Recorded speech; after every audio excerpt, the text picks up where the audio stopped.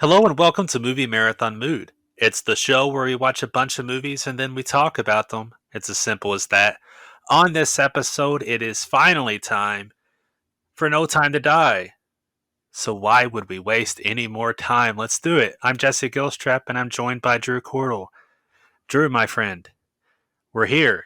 Finally, yeah, we made it, and it's crazy because it's kind of symbolic, really, because we started this podcast in the middle, or well, not in the middle, at the beginning of the pandemic, really. What we The hoped was the transition. middle, maybe. Yeah, we hoped was the end, honestly. um, and the film, it said that we were building to a release of this coming out. We were hoping that we would get to go see No Time to Die within the same year that we reviewed all the other movies, and of course, one delay, and another delay, and then it's finally out, and it's only available in theaters, and it's kind of a scary time to go see it in theaters. You might And even say it's No Time to Die, so why go yeah, to the yeah. movie theater? Right, right. So, yeah, it's just been a complicated mess, but as pretty much everything in the pandemic. But it finally we were both able to see it, and we can wrap up what was kind of what started this all for us, and also just a fun trip to you know, explore a series that we both love, and looking at how many aspects of it, and we're gonna talk about that journey a little bit, and maybe rank certain things once we finish talking about No Time to Die. But yes, we are here. It is finally time. And yeah, that was the beginning of Movie Marathon Mood. But I think if you glance through the channel, you'll realize that I don't think either one of us are inherently invested in just being contemporaneous. Right. If we had just had the idea, let's watch all the James Bond movies. Obviously, this year would be this. It's going to be the 60th anniversary of Doctor No, Right. and obviously that makes it very not contemporaneous to go back to as far back as we've gone. But yeah, I like talking about all kinds of movies, not just because of a new release, but that was the idea. Right. So we started the very first recording that we did was April 26th of 2020. And the last recording we did was on June 21st. So that was just about 2 months, just under 2 months that we watched 24, well, 26 Bond movies, counting the two non official ones we covered. Right. And we like rock and rolled. And I know at the time you were saying, I want to watch something not Bond, which stands to reason, but I don't think you anticipated it being this long before we would actually talk No Time to Die. Technically, No Time to Die is part of a marathon, hence Movie Marathon Mood. And yet the marathon seemed to be waiting to talk about it. Right. The marathon turned out to be COVID and the anticipation and the delays and the delays. I don't want to. I'm going to do my best not to go off on too long of a rant here, but the whole theatrical only thing really bugs me. Like if you look at studios in production now, they have all types of safety measures, all types of testing, quarantines, and you know all types of checks throughout the entire process to be safe. But meanwhile, they're like, how about theatrical only? Let the peons go see the movie so we think we're making more money that way. And I don't know if the numbers are in their favor in terms of for sure theatrical only being the way to make more money. Right. We have a lot of maybe not perfect testing data because there's been different periods of the pandemic. But if you look at one of the best examples for me is Fast Nine and Black Widow, came out really close to the same time and in North America made about the same amount of money. but Black Widow had the what do they call it, Premiere Plus Right. or Premiere Access or whatever on Disney Plus. Uh, and Fast 9 was not immediately available on PVOD at all. And they made about the same amount of money, except that Black Widow made extra money. It made huge amounts of money from people paying for it on Disney Plus Right. and paying a premium price. So I can't help but think that maybe that's proof that movies can make even more money, an additional revenue stream by being on PVOD. Um, No Time to Die wasn't immediately available at home, but eventually was, and they said it made really good money there. And I just can't help but wonder, yeah, it made good money in the theater, but would it really have hurt the theatrical if they made it available at home too? I'm not so sure. But that's just an added layer of frustration for us having a chance to see it, or safely see it, you could say. But nonetheless, we are finally here and ready to talk about this. And like you said, at the end of it, we'll do some ranking and overall series thoughts. But in the meantime, we get to talk about this. And I feel like uh, throughout the entire series, I mean, we're different people. I think we have similar tastes for the most part. In a lot of ways, we're similar. Um, but, with some different perspectives, and some of the movies throughout the series we had slightly different feelings about. But for the most part, we're pretty close, wouldn't you say? Yeah. For the most part, we've been pretty close on our feelings. So you ready to talk about No Time to Die? Yeah. Um, Spoiler alert, we have different opinions on this movie, and I don't even know all of your thoughts, so that'll be part of the fun. I just know your ranking. Right. Other than that, I don't know. This will be our first actual conversation about it. I will say this: I'm a fan, so guess what Drew is. I I really enjoy the movie. I don't think it's perfect, but I still really love it. It's third in my Daniel Craig rankings. It's my favorite of the last Bond movies because for whatever reason they have a hard time making last Bond movies in general. They have not tended to letting actors finish on top. No. And I will say this, regardless of either one of our opinions, No Time to Die did really well. Yeah. So like critically and commercially. So that is a unique enough thing for a Bond movie to end on a high point. Because that has not always been the case for an actor to end their run in a successful way in either capacity, critically and commercially. But like I said, I don't think it's perfect. I have little issues with it, nothing that destroys it. It's not in my top 7, but I still really appreciate it. I feel like Daniel Craig is such a great Bond. And one of the things that I love about him as Bond is that they treat him like a real guy. And I still stand by the idea that Daniel Craig has been given the best overall performance in terms of range as James Bond, in terms of making him feel like a real guy. And No Time to Die gives him the chance to, on one hand, they let him kind of not ride into the sunset, but we get a peek at him just enjoying life in retirement, a peek of him having that life. But of course, is there a reality where James Bond lives happily ever after? I don't know. That's kind of really difficult to say, and it feels plausible to say if you're going to treat that in a real way that he wouldn't. Neither would he find it easy to end romantically in a positive way. And here the movie kind of plays with that idea, like it toys with happiness, but then also says like, God, there's way too many trust issues and too many other pulls that keep him away from just being at peace and having happiness. And that feels authentic enough for me.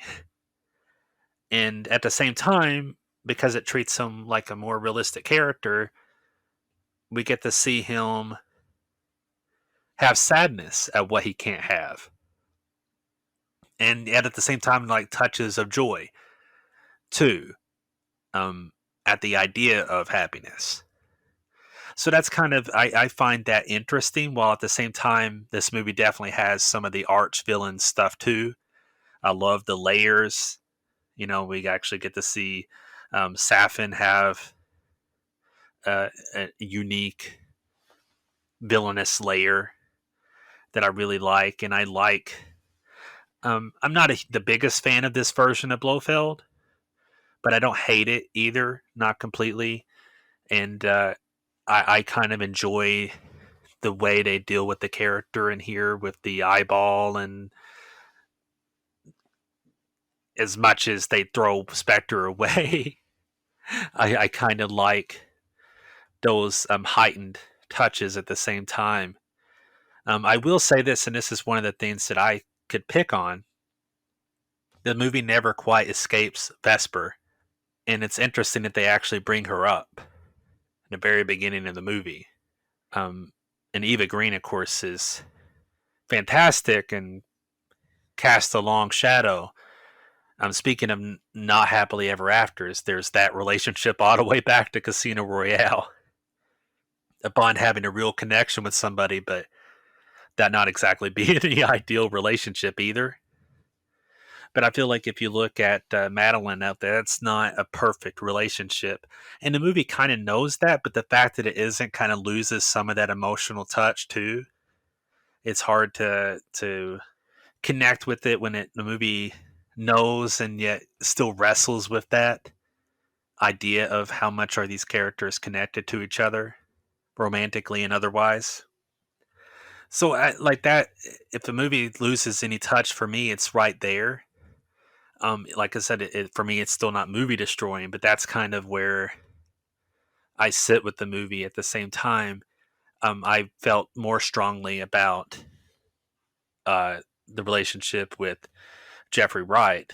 And speaking of actors that I loved, I love the cast all around in this movie and in this series, the whole Craig run. But that's something that felt more tangible to me, the relationship with Felix, because here's a guy, Bond and Felix are, they both share the nature of this job, and they even have that exchange about it, about this is the best life kind of thing, which is kind of a knowing nod to what ultimately happens at the end. Shock, gas, surprise. The thing that I don't think could have been hugely surprising before the movie, that they were going to kill Bond. Whether you react positively or not is a whole other equation, but they definitely kind of play with that the whole way through. It kind of suggests towards it. And I just have a lot of fun watching the movie too. I think it has a lot of great action.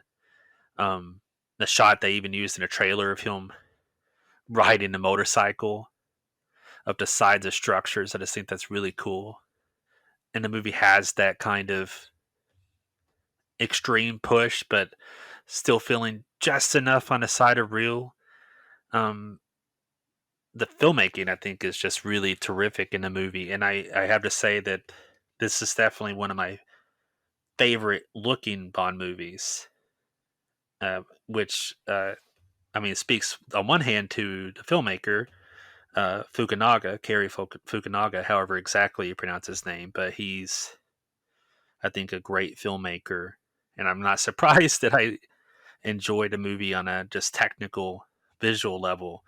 But I also like the cinematographer for the movie, Linus Sandgren, who shot La La Land and First Man among his credits, which are also gorgeous movies in their own right. I'm a huge fan of Damien Chazelle and his filmography. Whiplash is probably one of my all-time favorite movies.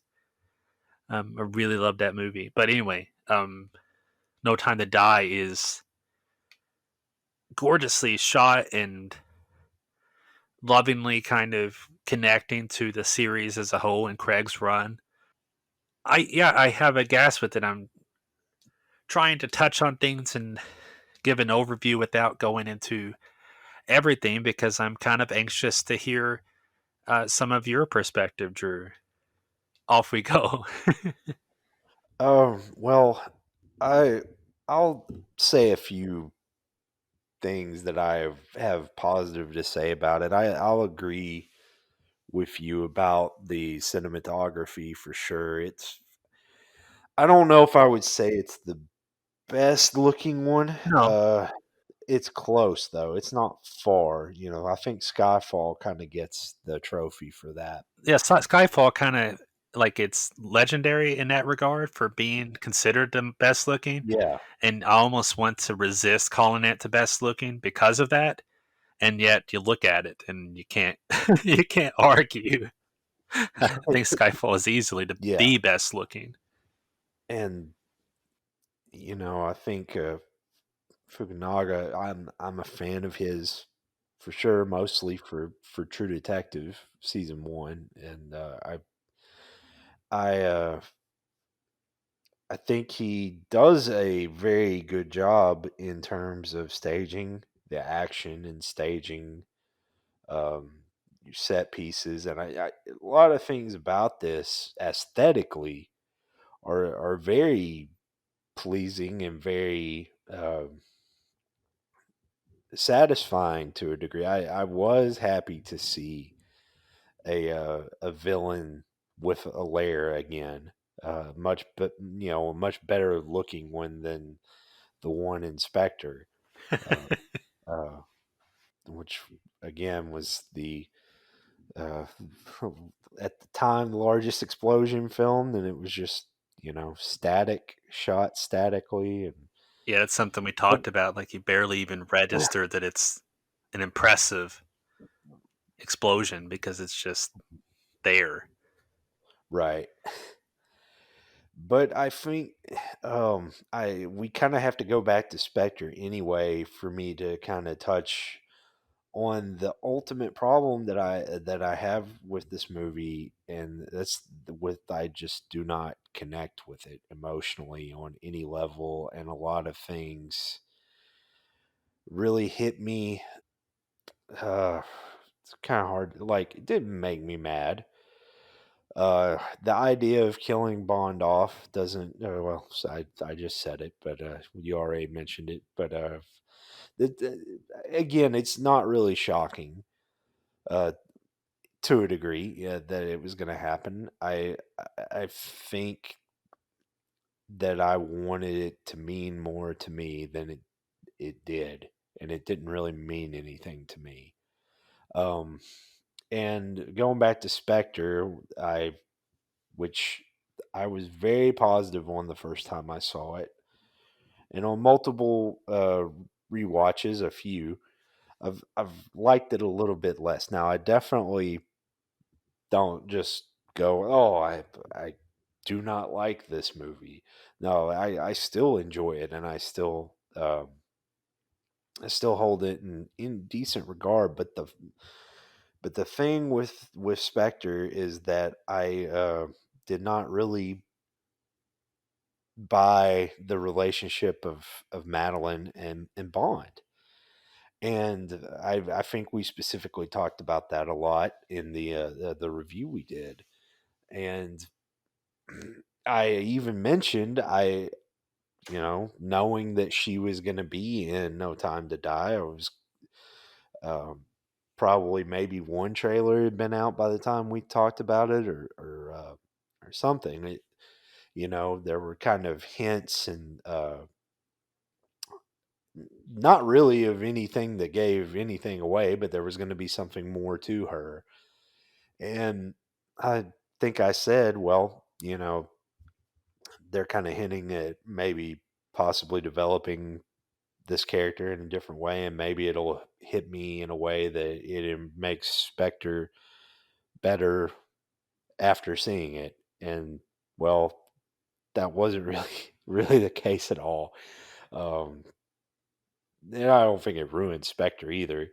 But I think again, you made the point, and I agree with it, and take it further that this movie can escape Vesper, but instead of trying to do something different, it tries to do similar things, and it tries to directly go in the face of Vesper by mentioning her and by bringing her, grave up and having having Bond go to visit her and talk about her with him, which that part I understand. If they're opening up to each other and telling each other about their past and all these things, sure. If he's being very vulnerable, I'm sure that would come up.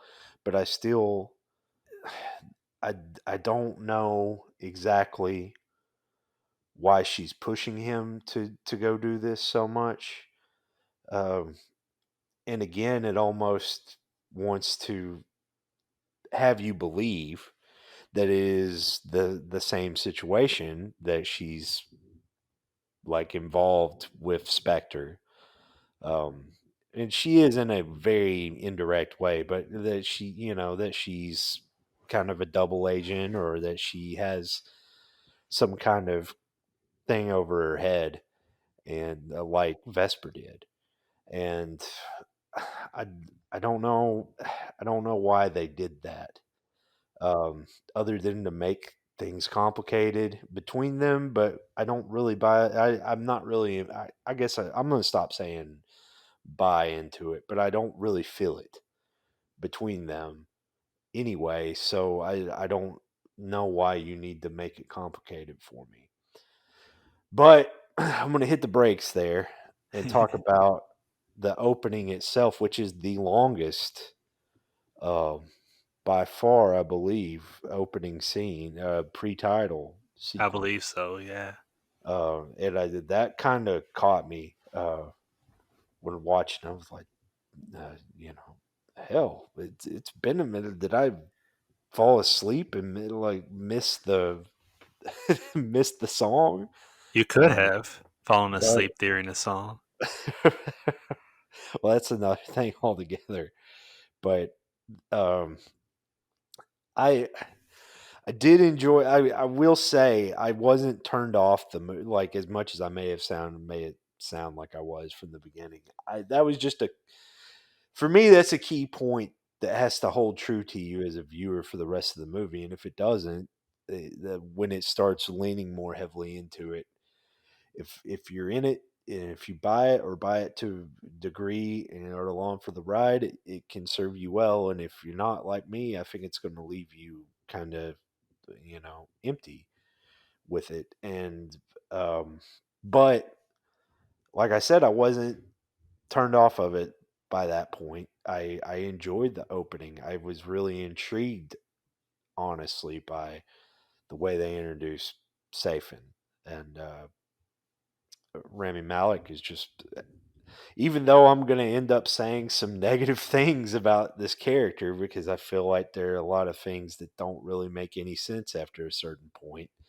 Um, I cannot say that he had a bad performance, and I don't want anyone to misconstrue that, because I don't think he uh, had a bad performance at all. It's not really him that I have a problem with. It's the writing of the character. But the opening, though, his introduction is fantastic.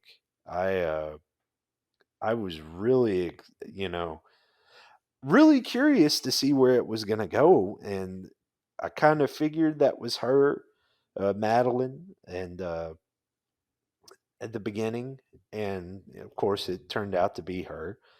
Uh, but it was really cool, kind of starting off like in a flashback and not knowing you're in a flashback, and then all of a sudden you're you're up to date, or really not. You're 5 years 5 years in the past.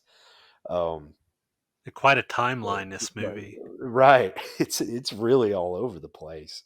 Uh, but the action sequence. that starts at Vesper's tomb is really good. And you mentioned the motorcycles, and I've talked to you about it, but I've actually developed a little bit of an affinity for them over the last year. I'm well, not thinking. I'm hopefully whenever I get things where I want to be financially, I'm going to be purchasing a motorcycle, and really looking forward to that. But one of the brands that I love, that I really would love to get, and unfortunately, the nearest dealer to me is about 3 hours away. So there's some, uh, you know, logistical problems there. But it's Triumph, and Triumph, of course, is a British brand, and they had a deal with Bond, with this movie, um, and actually have. I'm going to get really nerdy here and talk about the specific models, but they have two models that were used in the film, and one of them is the Scrambler, the Triumph Scrambler, and it's what Bond is on. The point at the point in the action that he gets on that, and it's a beautiful bike. And then the more what's actually called an adventure bike, and it's used in the opening and the other sequence in the woods later, uh, are the Triumph Tiger, which is their adventure bike line. And Triumph actually sold limited editions of both of those bikes.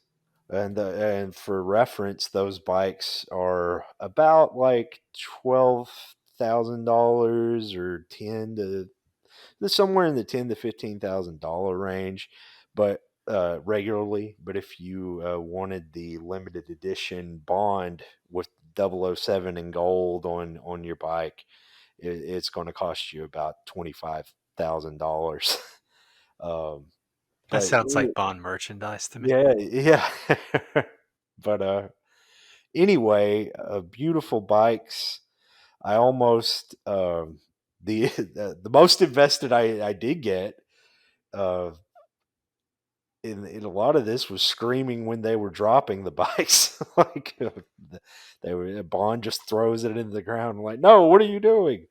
Uh, but no, I thought that the action was, even when I wasn't fully into the movie too. I can always I can always acknowledge when something's done well, even if it's not something that I'm completely swept up in. And it's hard to deny how well the action is staged. And this sequence and several later, There's quite a I few, really. yeah, yeah, there's a lot. And I cannot, that's one thing I can't say is that there's any lack of action in it. There's some really well done bits, but I did enjoy the opening sequence quite a bit, and the song. Well, I mean, I'm kind of two opinions on it. I think it is boring. And I don't think it, I don't think it's great. I don't think it's terrible either. And I do think once it finally starts to get good, it ends. And I don't mean that like rudely. I mean it's actually kind of picking up a little steam in the last 45 seconds or minute of the song, and then it just ends. So Billie Eilish with that one, it is a marked improvement over the previous song, "Writing on the Wall." We're going to talk about it here in a little bit when we Yeah, talk we'll about do. That'll song. be part of our rankings. Yeah. Yeah, yeah, but yeah, I my favorite part, and you were talking about Felix. Um, my favorite part of the whole movie, personally, is the sequence with the Blofelds party, and with Felix getting back in touch with Bond and trying to get him um, in this mission, and ends up at this party. And of course, Anna de Armas, beautiful, uh, just fantastic, and she does a great job. And a Knives Out reunion with Craig. Yeah, yeah, that too. But just a really fun action sequence. I really enjoyed that bit. But there's another kind of recurring thing from Spectre. I was really annoyed with the character C in Spectre, and I think I talked about that too. And I thought it was just kind of a another villain just kind of thrown in to throw in an additional threat, and it doesn't really feel like it contributes anything overall. And that's how I feel about this Logan Ash character played by Billy Magnuson that ends up, well, repeatedly saying that he's a Bond fan and all this, this other stuff. Um, and it just, there was some vibe. I don't really know, that put me off about the character in general. But when it turned and Felix died, um, and Jeffrey Wright's just awesome. I think we've made that point clear, but he's just great. But I got a little agitated because we haven't seen him since Quantum of Solace. That I love his take on the character. We finally get him back, and he's gone. Like as soon as we get him back. So that was one thing that kind of irritated me a little bit. But it is what it is. It did add a little bit of motivation to Bond, but from there, I don't know. A lot of it, like I said, a lot of it leans heavily into Madeline, and it just doesn't click for me. And I think I'm going to throw it back to you, and pick up kind of where you were talking with the Blofeld stuff. Particularly when he comes back into it and they have to go visit him, kind of your thoughts on how that plays out, and really we'll cue up that meme from Metal Gear Rising, nano machines, son. But the but the nanotechnology, it's just really convoluted to me, and it's not that I don't understand it to a degree, but I just find it really kind of asinine. And people are like, "Oh, well, you liked Moonraker." They're like, "I this movie is." Before I get carried away, I can enjoy a ridiculous plot. And Bond has had so many of them, but the movie is also asking you to be seriously invested in it too. And I feel like it's kind of a pool, a manic pool, and it kind of made it tonally disjointed to me. But regardless of how I feel, I want to hear yeah, I want to hear your take. What is about tone, isn't it? Like, and how you respond to it or not, in terms of having a reaction to something like that. Yeah, Moonraker is very not serious. So any of its complete silliness, you kind of just let it fit into the flow of the tone. So that makes a big difference how you respond to something like that. But regardless, I had to also mention some of what you were just talking about. That whole sequence with Anna de Armas, and really, like, I love the whole setup, that Blofeld Spectre action sequence, and getting the scientist out. That whole Yeah, sequence is yeah, just super fun. Lashana Lynch as Nomi, I just thought that was also really fun. Their interplay in that sequence in particular is just awesome. Um, I really like that whole action sequence while they're trying to escape and trying to lay claim to being the one to get the scientist. And I even like the setup being with Felix, that being a part of the play. Like that's how Bond gets into the action, is Felix getting him in.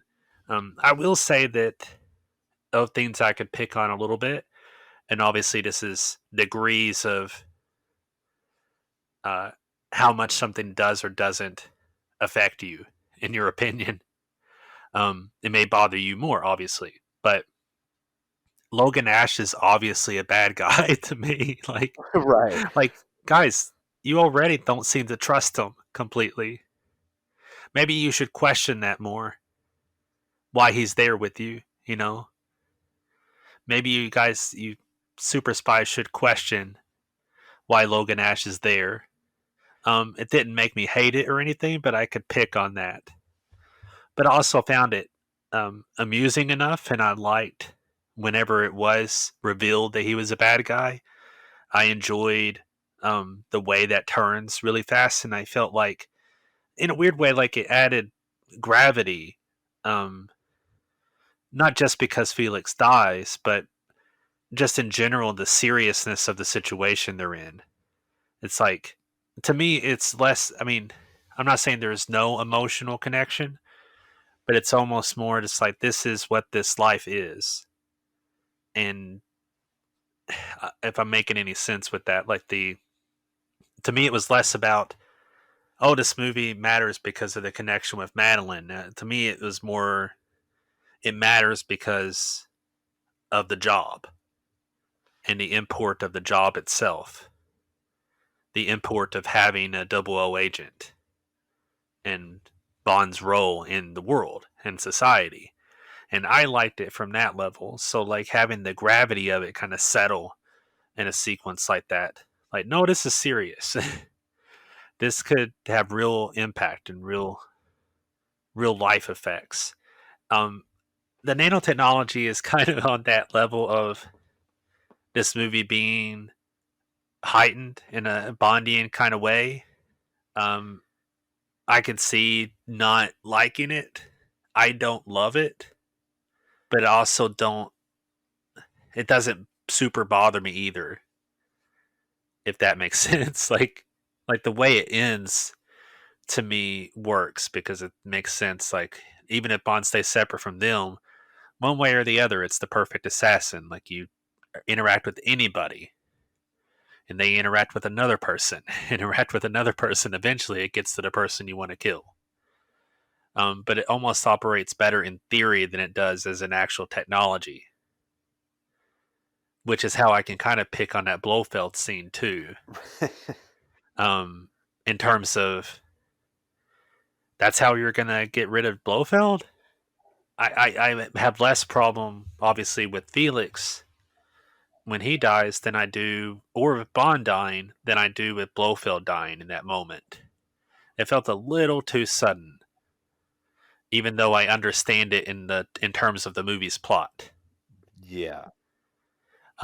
Again, it doesn't super bother me, but it's one of those things that holds this movie just a little back from being like, some of those little details bother me a touch, but I appreciate the movie in theory. Does that make sense? And I feel like I keep saying that, but like I'm wondering if what I'm saying makes sense. Like there are little things to hold it back for being a perfect movie for me, but I can still appreciate it in theory. Maybe this is going to sound like a really weird comparison, but have you seen Ari Aster's horror movies like Midsommar and Hereditary? No, I actually haven't. I've been meaning to, but I haven't. Maybe we should talk about them in October Yeah, that'd be for our cool. horror movies. That would be interesting. But without spoiling a single thing from those movies, I'll say this. Um, I enjoy the movies a great deal, but in some ways, I like them more in theory than I do from their subtext than I do because of their text. Because I could pick on some of the aspects of the plotting, but I appreciate what the movie's doing. And I feel similarly with No Time to Die, not because it's a horror movie with the level of horrific sequences that are in Hereditary and Midsommar, but the idea of there are times I could pick on some of the plotting in No Time to Die, But even when I have issues with that, I appreciate what it's doing, the subtext of it, and that's where I responded to it. And I guess that's the some of the difference, obviously, between how I responded versus how you responded. Right.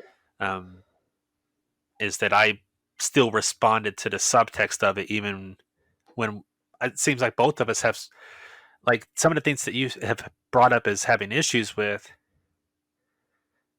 they don't bother me as much, but I still have a problem with them, just not nearly to the same degree, because I still had something that was bringing me through it that I was responding to, which was kind of the subtext of it. And even some of the silliness in the nanotech, in a way, if you don't have the whole Bond series before it and I was just watching it unto itself, maybe I would have more issue with it. But at the same time, I've watched this movie now 3 times, and each time I've watched it, I've found more and more details and things that I just enjoy in it. So it hasn't lost the any luster either. I kind of just appreciate the degree of filmmaking, not just from a technical level, but just from the level of thought that they seem to put into it in terms of detail in the characters and in the world. Um, I just find I have a lot of fun with it. And I think that's kind of where the movie sits with me. Like I just had a gas watching it, and then you talk about things like Bond just coming to terms with himself and his role, and again that kind of gets to intention. Is like I really enjoyed like when you get to the end of the movie and he's almost just resigned, even before he's realizing that he's about to die. When he's just like I have to open up, um, what do you call it? All those door. He's going into that old control room and opening up all those levers, and he kind of figures it out before Q has a chance to tell him everything. And then part of that's like the cleverness of Bond, but it's also like, yeah, that's his intention. Like he's kind of resigned and understanding, like, this is my place, like as a functionary of sorts, right? Like right before he gets to the control room, it's that whole one take action sequence Yeah. going up the stairs and everything, which is just really, again, like, I don't want to take it for granted, but they have so many well staged action sequences. That's one of them when they're in the woods and he's got the machine guns and everything, and he kills Logan, which again is one of those nice ways to dispense of a character moment. like you killed Felix. I had a brother, and he pushes down the vehicle on top of the Right. character. Uh, but the whole action sequence, even before that, I just thought was really cool and really fun. Um, but I think this movie kind of settles into that Bond settling into himself and understanding like himself as a blunt instrument. For me, that worked. But yeah, I'm curious. I'll pass it on to you again. Get some of your thoughts on how that plays out. Well, I was pretty sure before the movie even started that they were going to kill him off. Uh, so I wasn't, in the slightest shocked when that was what happened. But I feel like it was a dead giveaway from the beginning of the movie, from every detail of pretty much every scene he's in. Yeah, they're building to it. Uh, and particularly the uh, opening titles, watching, it's like, oh yeah, he's going to die in this for sure. Even the title itself, right? Right, I mean, right. But there's another thing, and this is, and again, I guess mileage may vary um, on this. It definitely kind of hit me a different way, but obviously, well, I mean, let's talk about Safin or Safin. Obviously, he's been affected by Spectre, and the whole reason that opening sequence happens, he's trying to kill Mr. White, right. and he and he ends up completely annihilating Spectre and uh, and Blofeld, which silly as it may be, but he accomplishes his goal. He does that. He gets his revenge. But I don't like. I get that he's obsessed with Madeline in a way, and somehow this transfers to Bond and the way that he ends up using the nano technology to do this to make Bond just lethal and in a way like it coinciding with COVID Right. is I don't think intentional because obviously they they wrote this and were filming and filmed the movie before this was a problem. Frankly, I don't mean to distract you, but like a lot of movies I've been watching, even shows and movies made a long time ago, when you're in the midst of COVID, it's hard not to constantly find parallels. Right. Yeah. It really is crazy, and and getting a little bit off topic, but pandemics are something that we never really experienced before. We haven't really. I mean, not humans, but I mean us, like our generation. We haven't experienced them on this level, and Not in like a uh, century. and only from movies and stories and TV shows or whatever the case may be, if we even seen anything like that. And now all of a sudden we're confronted with it, and you go back and you see those things that deal with this, and this, and it's like, oh yeah, now I get why that's so dangerous or why that's so scary to somebody. It's completely different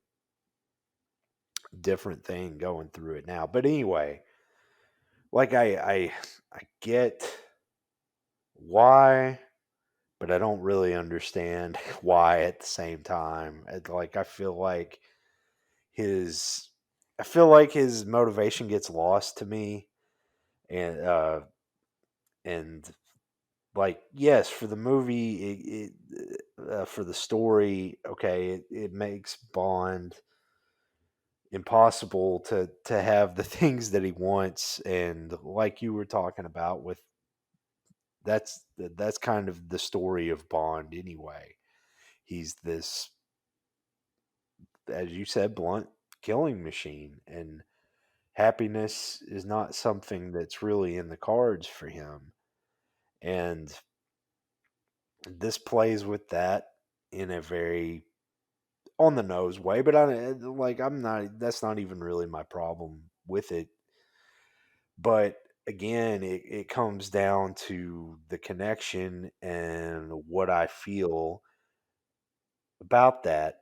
And at the key, the center of this is Madeline. And one of the things I meant to mention in the opening is that when he leaves her at the train, she immediately, I think, I may have to go back and watch this again just to confirm it. I might be wrong. I may have imagined this, or this may be some kind of Mandela effect or something. But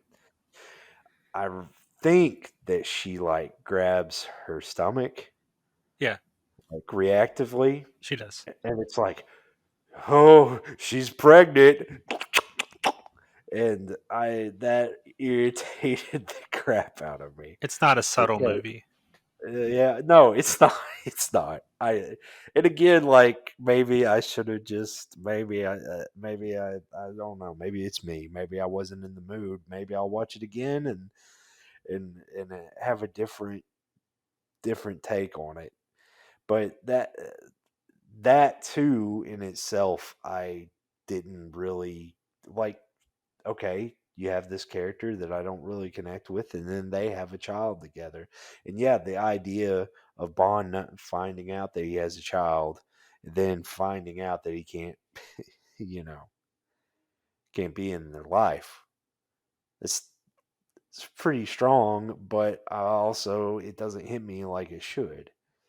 Um, So I don't know. I ultimately that those things fell hollow to me, and ultimately that took away a lot of my investment in it. So a lot, the last half of the movie, I'm seeing this thing, really great action, but I don't feel a pull to it, and I feel like that's if I was in there, in the spirit of it and along for the ride, I would probably be exhilarated by those action scenes, but just kind of watching them cold like I was, I could be like, yeah, they're really well executed, but that's kind of it.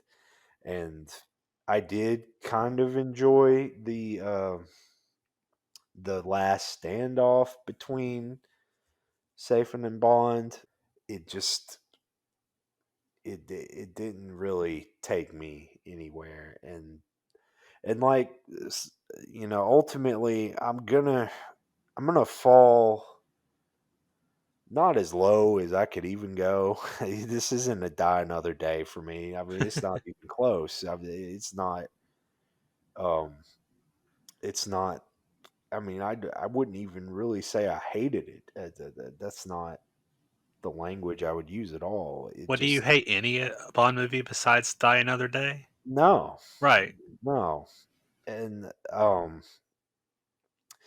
I think I'm gonna give it a 004, which isn't the lowest. To me, this kind of falls in for different reasons. It's hilarious because this has, if Your Eyes Only has Roger Moore pushing a car over a over a cliff on top of someone, or someone's in it, and then you have Logan Ash having a similar fate with the way he goes out. But kind of falls in the same rating around where I had that, and for completely different reasons.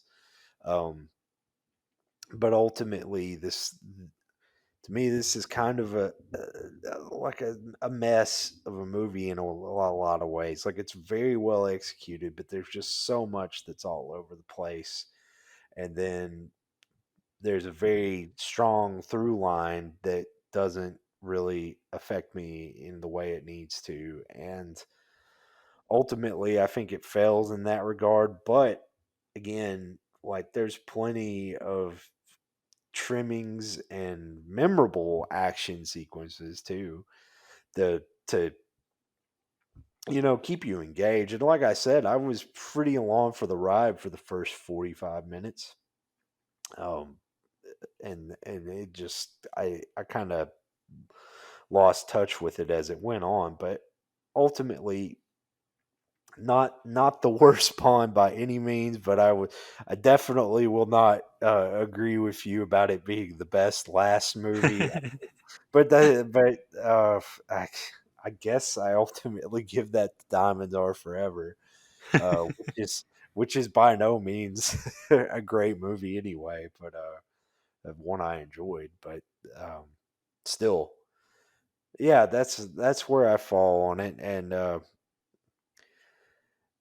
again, like we are, and I know your rating is going to be a lot higher than mine, but at the same time, we are still very similar uh, in some of the things we had problems with. We just had the mileage varying there as far as how much that bothered you versus it did me. So it's kind of interesting, and this is definitely the most different opinion that we've had of any of these Bond movies.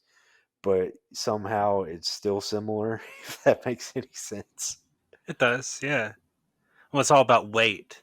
How, and for me, I was pulled through because I was responding to Daniel Craig, his Bond as a character, and how these things are affecting him and what that says about him as a character, and that pulled me through. So that's part of the mileage may vary thing. Um, Even the things that I could pick on, it didn't necessarily bother me that much because I was being pulled through. If we were doing this on a letter grade system, I would be like in an A minus. Not perfect, but I really enjoy it. But still, obviously, in a very high stratosphere, right? Right. Compared to your opinion, especially. But on our Bond scale, it's a 007. On the bottom end of 007, but still, nonetheless, I feel like it fits there for me. And I have to also say, before we even move on, Ray Fiennes, Ben Whishaw, Naomi Harris, Yeah. I really love them, and that this whole Bond crew. The cast in this series, this Craig series, has been phenomenal, and I really like all of them in their respective roles. In a way, I wish we had even more of them, but I appreciate what we have. Right. So I like that for what it's worth. Um, Tanner, but whatever. Yeah. whenever whenever Bond acknowledged Tanner, I'm like, yeah, sure, no, that's good.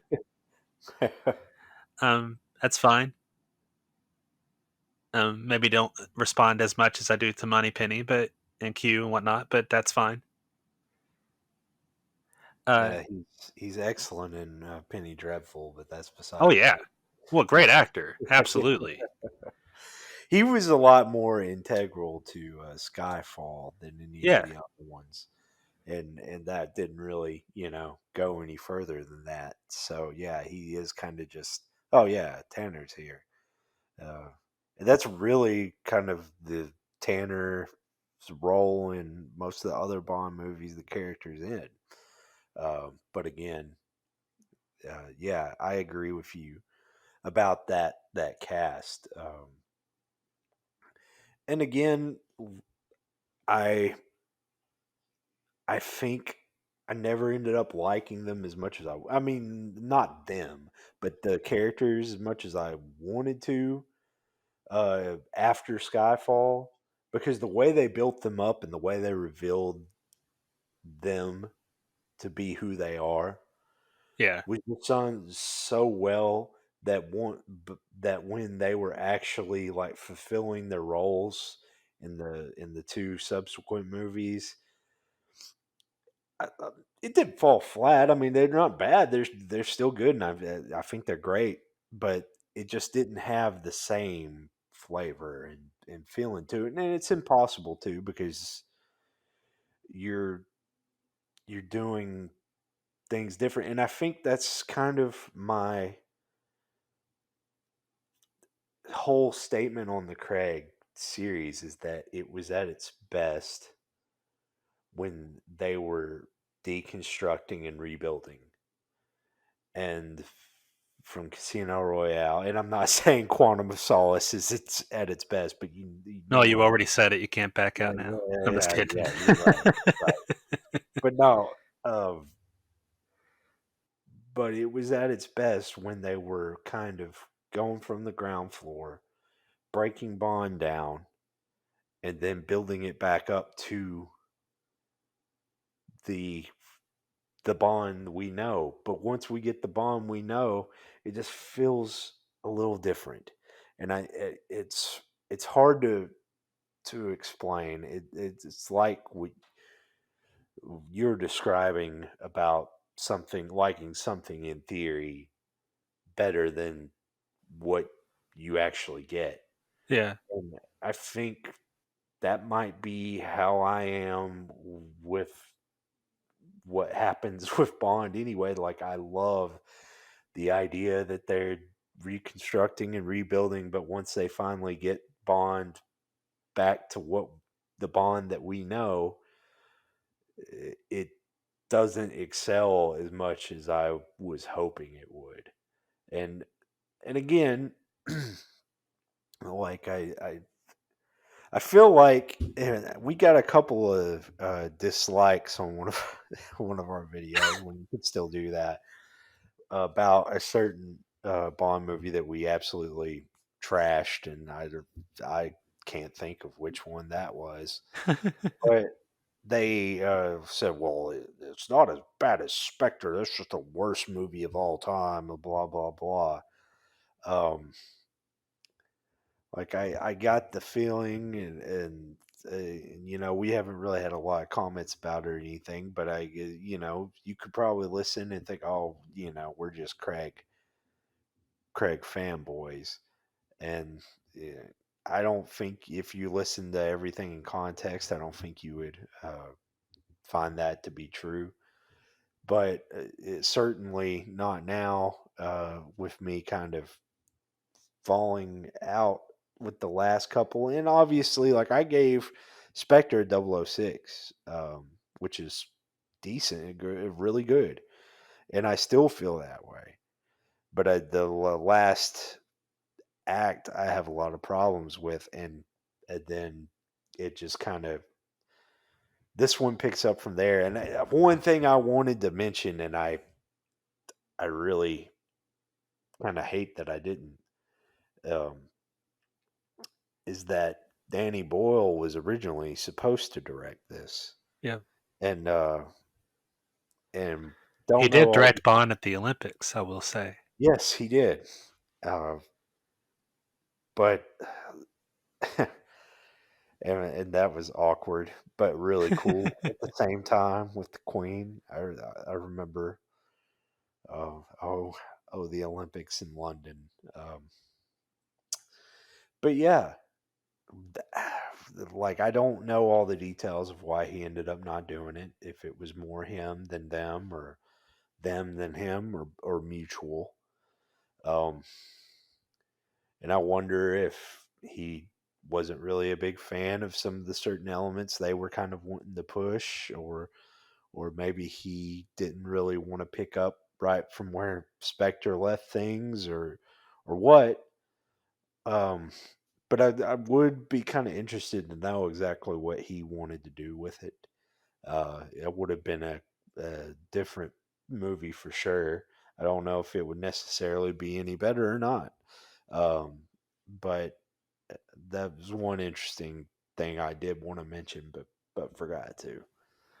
And I would say too, like, I mean, I like No Time to Die obviously better than you, but at the same time, it'd be fun to have seen more of Bond as Bond at the after Skyfall, Yeah, getting a movie that felt, especially when they got Spectre, they got the rights to actually use Spectre again.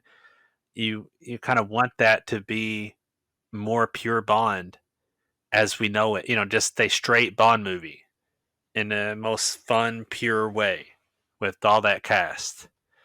And I think it could have been wonderful. And instead, in a way, it's almost like they're still deconstructing even after they get everything in together. That's kind of what continues to happen. Continued to happen. Like, why couldn't we got just Blofeld being all out Blofeld? yeah, And we kind of got some flavor in this one with the evil layers and everything. right, But obviously, they're still building to Bond in theory, too. The same yeah, sort of deconstruction. Like, who is Bond? And what are we saying about Bond as we finish them? And I responded to that notion, but at the same time, been fun to have just seen a straight, not formula, but just straighter Bond movie yeah, without need for anything more. Just pure fun ride. I'm not to say you couldn't have any theory in there, but just more straight. right. Doesn't have to be Moonraker. Uh, Right. No.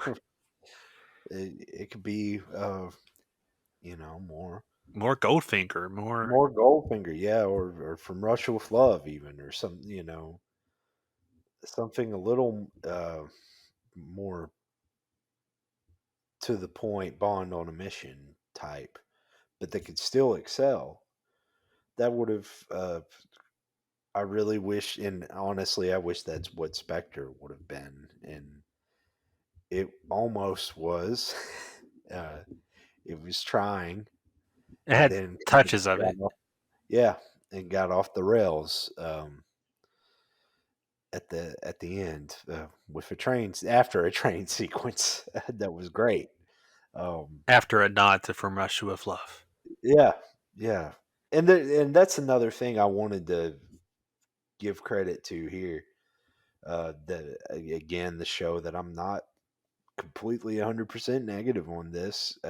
There are plenty of nods to previous Bond, including a song from on Her Majesty's Secret Service being the end credits. Yes, sir. And then uh, Jamaica, of course, not only, that being the home of Goldeneye estate of M. Fleming, but um, also where we started things off with Dr. No. Um, and I feel like there were a lot of nods to Dr. No in general. Yeah. Safin kind of gave off, if any villain he gave any vibes of, I think Dr. No was one of them. And there were a lot of rumors that that's who he was, that they were going to mystery box him, and who knows if that was originally the plan. And because there were a lot of leaks, script leaks, that happened too, that feels like happened 20 years ago because so much has happened since then. Um, but that was one of the things that happened too.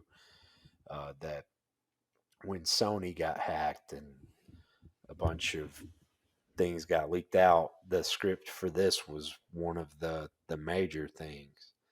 So who knows if it was at this stage where it is what it is now, or if it was an earlier version. But there were rumors going around that that's who he would end up being, and I am glad that that is not the case, because I think, again, that was ultimately my problem with this version of Blofeld, uh, was that they tried to mystery box him, and they could have just, like you said, we could have just had straight up. You finally get the rights to this character that's been in the series, hasn't been for a long time, but was crucial to the Connery era, um, a legacy character, and Spectre, and then you kind of play with it and don't have him actually be Blofeld until the end, and then it kind of feels extremely forced. I am glad they didn't do that here and have save it be Doctor No.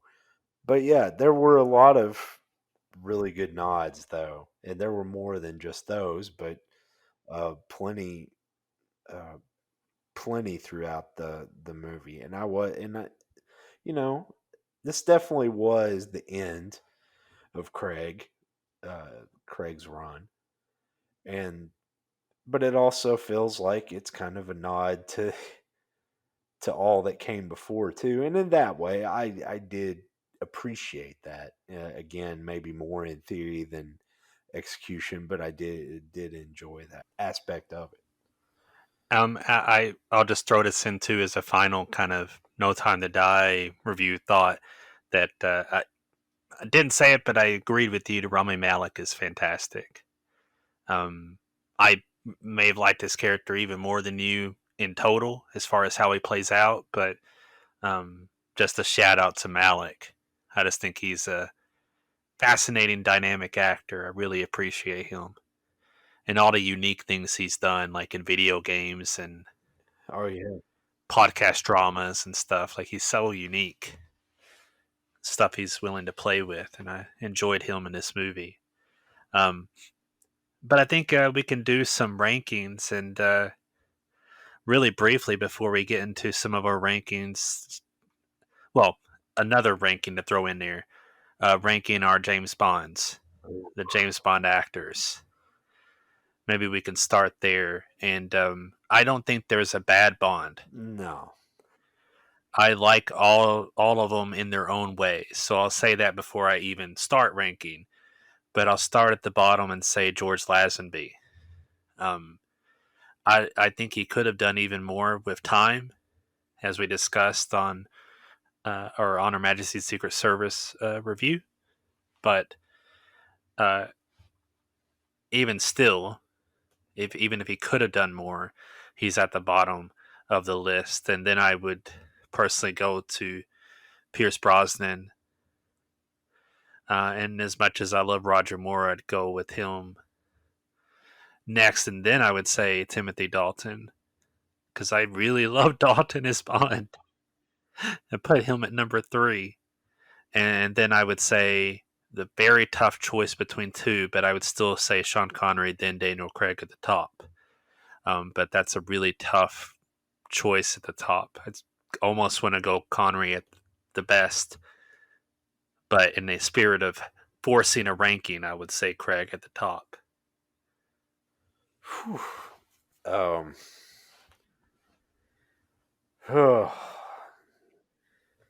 well, I'll definitely say that the Lazenby is at the bottom, and David Niven is at the top. Uh, no, uh, yes, Sellers. oh Sellers. yeah, Sellers was great. Woody Allen, Jimmy Hart. No, yeah, Lazenby is at the bottom, but again, and we talked about it in depth, but I do not dislike him. I just I don't think he had a chance to grow either. He didn't get to do. He did one movie. It would be Yeah. very hard to be one and done and be hired. And he wasn't even an actor, Right, so right. Then as much oh, this is hard. As much as have come to appreciate him, he used to be my least favorite, but he's gone up a step. Uh, I did really enjoy a lot of his movies a lot more than I used to, and that's Roger Moore. And I actually like if we were going by like my favorite personalities of theirs, like outside of actually being Bond, he would be close to the top because I think he was a gentleman, and he was always very supportive of uh, the actors playing Bond after him, and yeah. the community of fans and other things. He was very generous and very self-aware too, and I think that came across in his performance as well.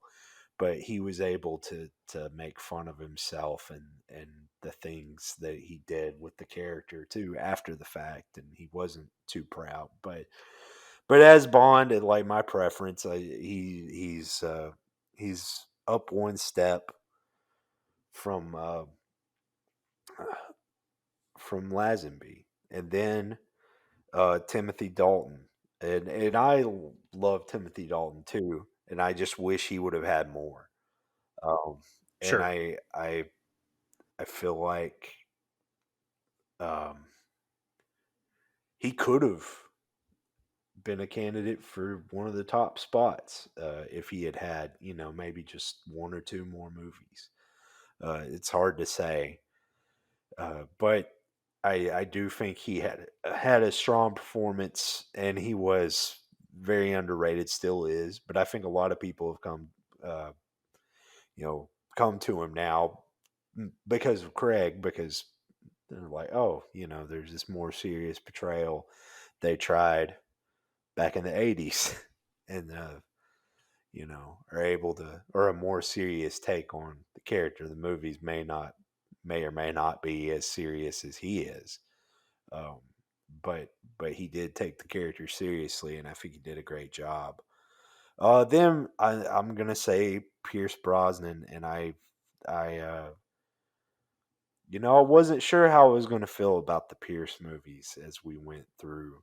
I knew how I was going to feel about Goldeneye, and I knew how I was going to feel about Die Another Day, but I didn't know for sure how I was going to feel about the other two, and I actually liked them a lot more than I remembered liking them, and I really enjoyed Pierce's take on the character. Then oh, yeah, I'm gonna. I already said it in the podcast that I think Craig's my favorite, and I do think that he just got the character that I wanted to see, like, completely from Bond, and I still feel that way despite, my feelings on his last entry. Again, that doesn't affect anything for me, really. Like, Brosnan had died another day, and I still have him as my number three. So, um, but I think I got to put Connery at two and Craig at one.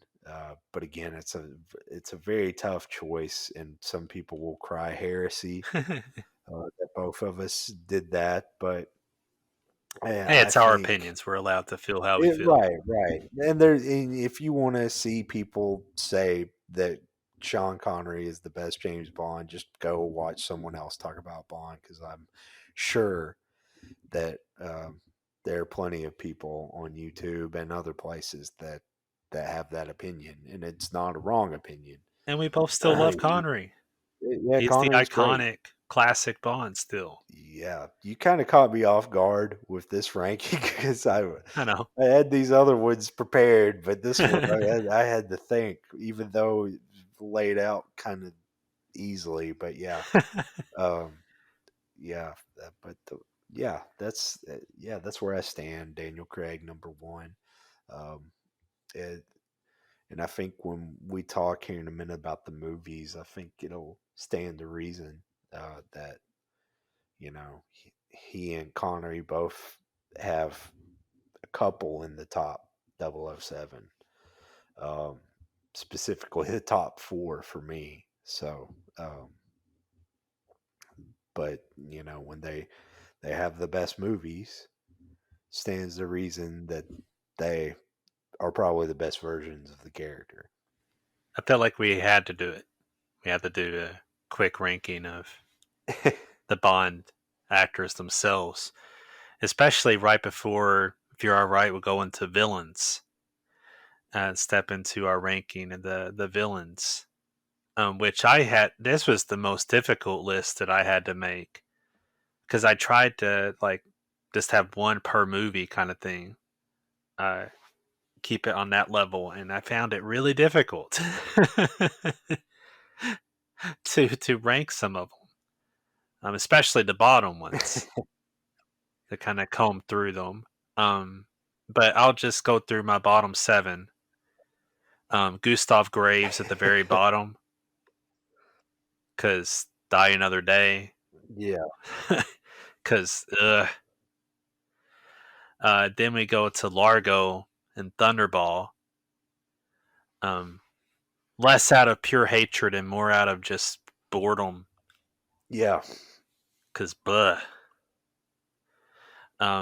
Then I'll go to Elliot Carver on Tomorrow Never Dies. Um, and it's not a statement on the actor because goodness knows we even he talked about like acting not being in such a bad place. But the character is just kind of stale and uninteresting, especially from a plot perspective to me yeah. in that movie. I'm not such a big fan of that plotting. Uh, then I'll go to Max Zorin in A View to a Kill because as much as I love Chris Walken, I hate, and as much fun as it is to watch, because it's fun to watch Zorin in that movie. At times, I still don't buy his completely homicidal action as it plays out. Um, and speaking of violent, Franz Sanchez from License to Kill comes next. Then we go to Khan and Octopussy. And right at 7 is Dominique Green in Quantum of Solace.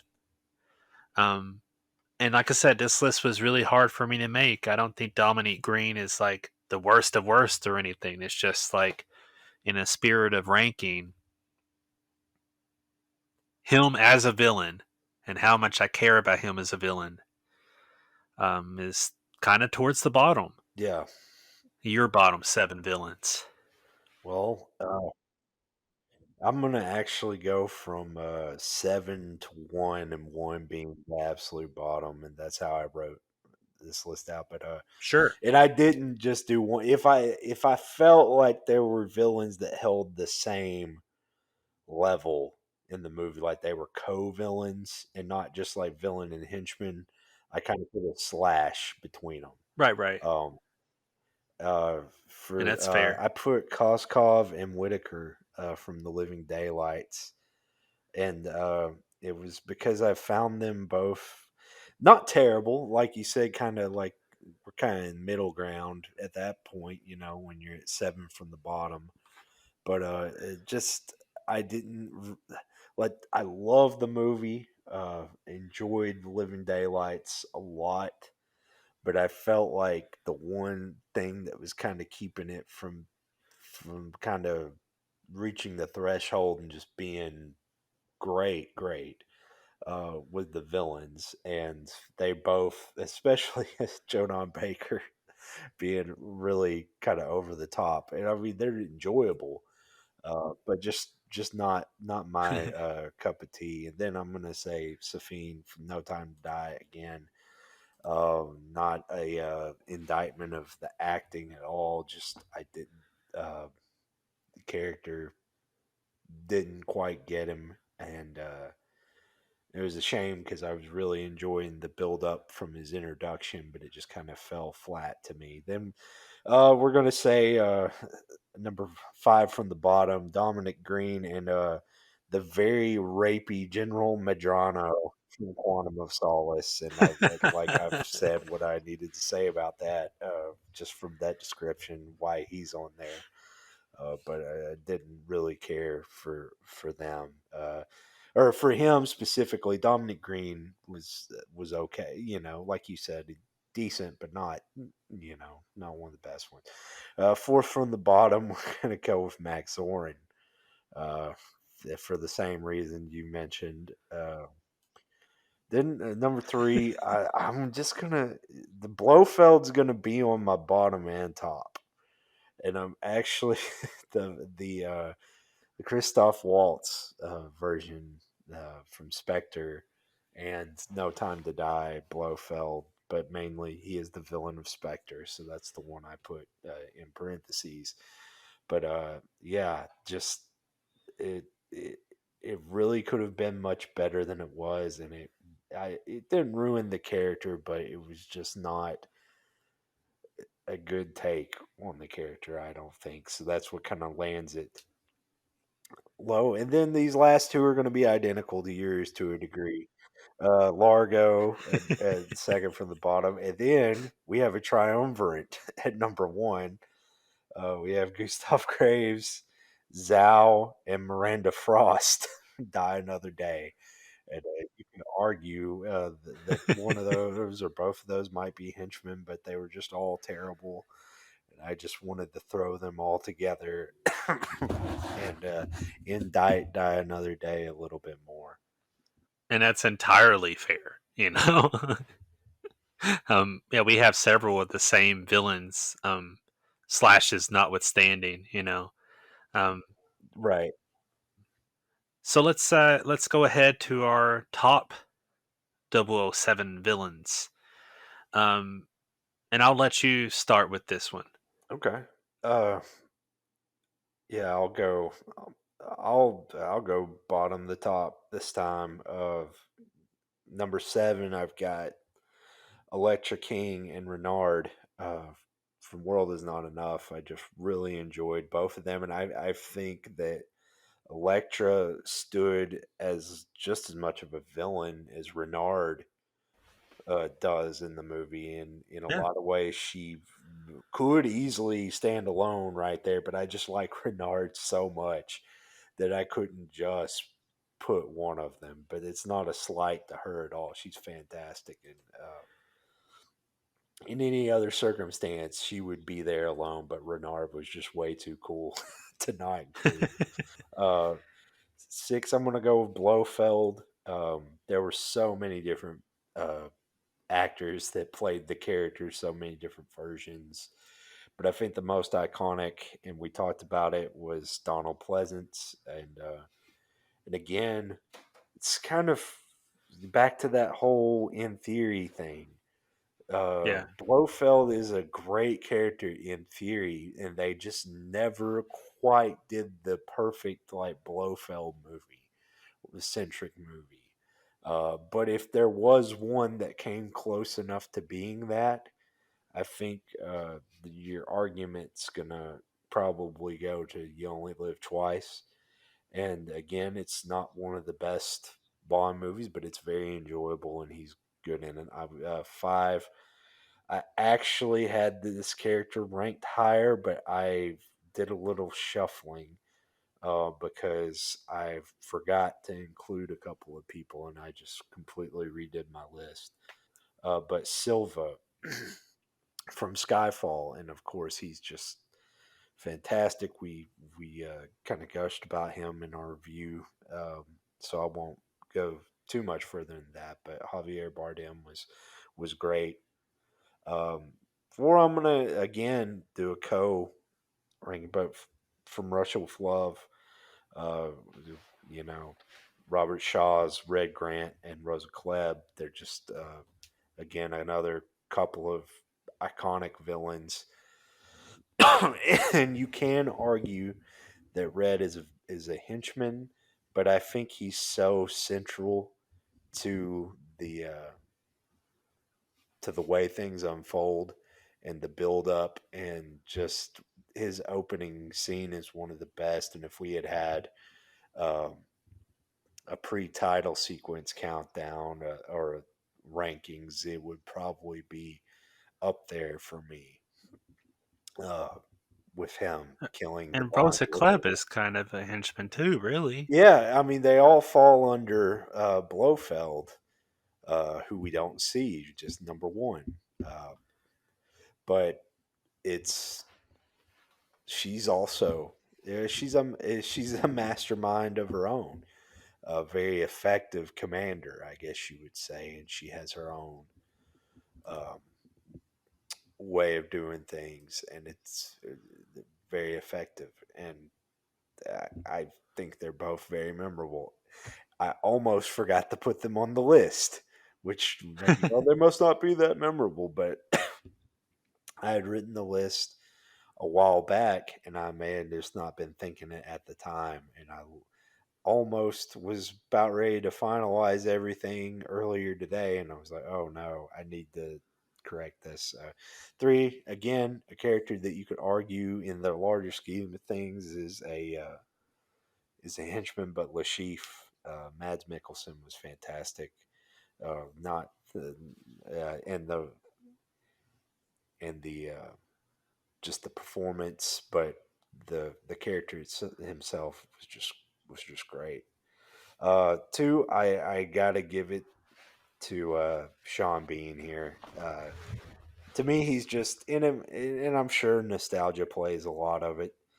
But I also think, even though there are some things about the character, uh, some motivations that are a little iffy. Again, this is a mileage varies thing. I think Trevelyan is just fantastic. Really a great heel for for a Bond, and I think Sean Bean was fantastic, and that he is one of the main things that makes Goldeneye work so well. I think, and one I got to give Goldfinger, and I don't think I have to explain why. He's just um, the perfect foil to Bond, and they get caught up in these little mind games with each other, and it's just so much fun to watch. Um, he's diabolical, but he's just not just gleefully evil. He's kind of an interesting businessman, really, but just a fun villain, and I love his chemistry with Connery in that movie, and he's very memorable and easily the most iconic villain. And when I think Bond villain, Goldfinger is who I think of first. So uh, there you go. So my top villains, I'm actually going to start number 7 with Alec Trevelyan, Okay, yeah, um, which I not going to dispute how excellent he is and Sean Bean is in general. Um, ranked a little lower than you, but that's just a mileage thing. But I certainly love him, Yeah, in that role and the relationship with Bond. It's one of the strengths of that movie for sure, and absolutely nostalgic too. Can't escape that either. Number six, Scaramanga, Man with the Golden Gun. he almost made mine.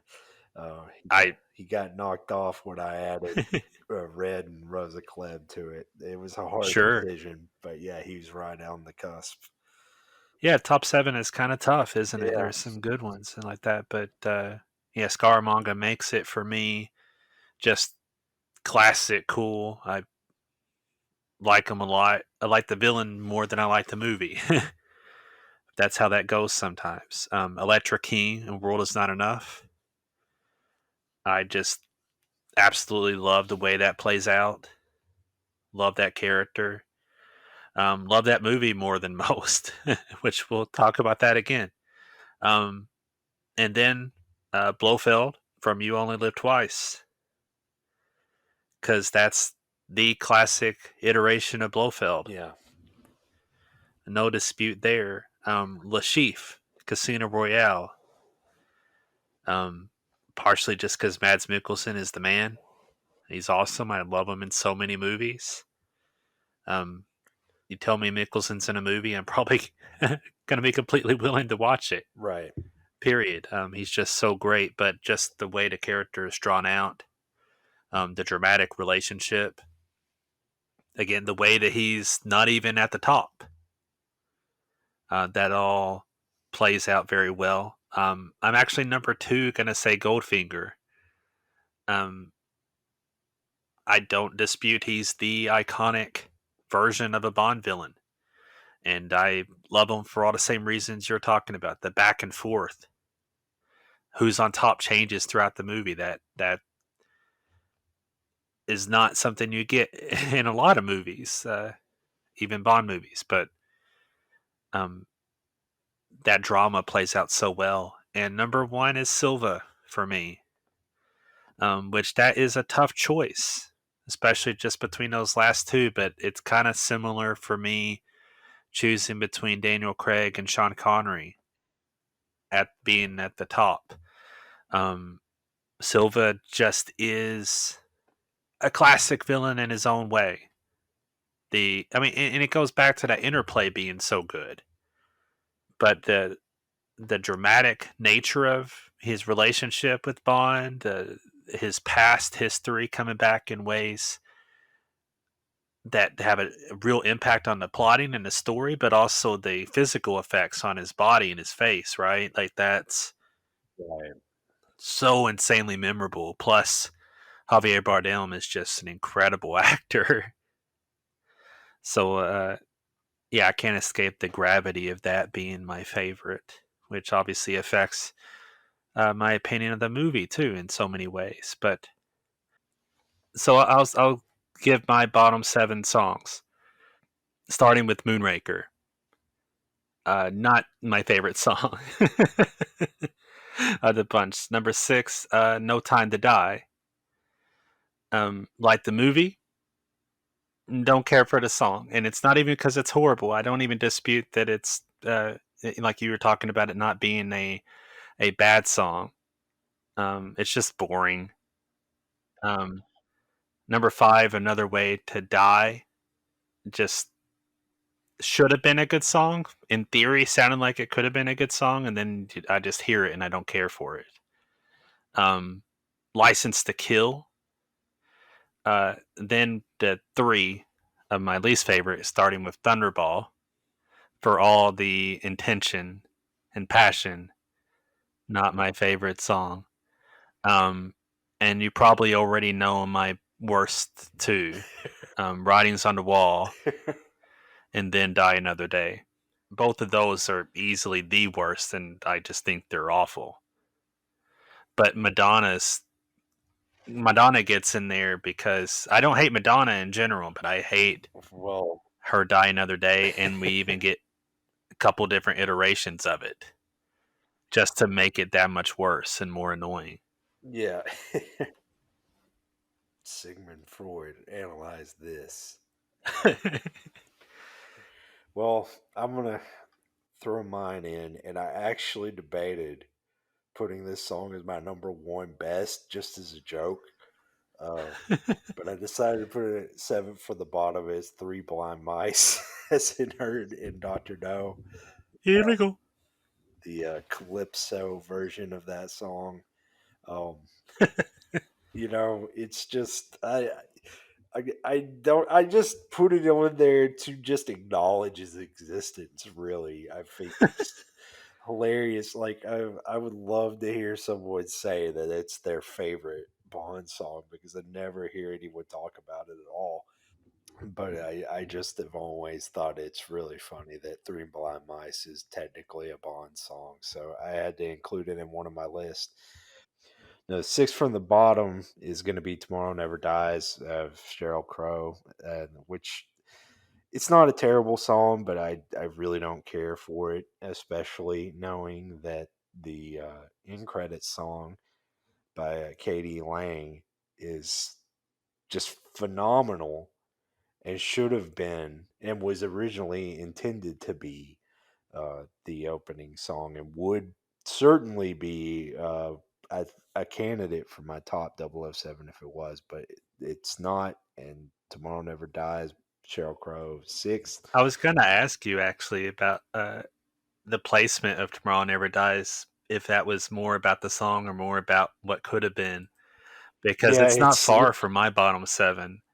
But it's a little bit of yeah, both. Yeah, and again, like when you're talking six and seven from the bottom, it's not really the worst of the worst. It's the middle ground, close to the middle ground. But yeah, between it, not just I don't really care for Sheryl Crow anyway, and I don't really like that song that much. It's not terrible, but the other factor definitely weighs it down to put it on the list. But it's fair. fifth from the bottom, we got License to Kill.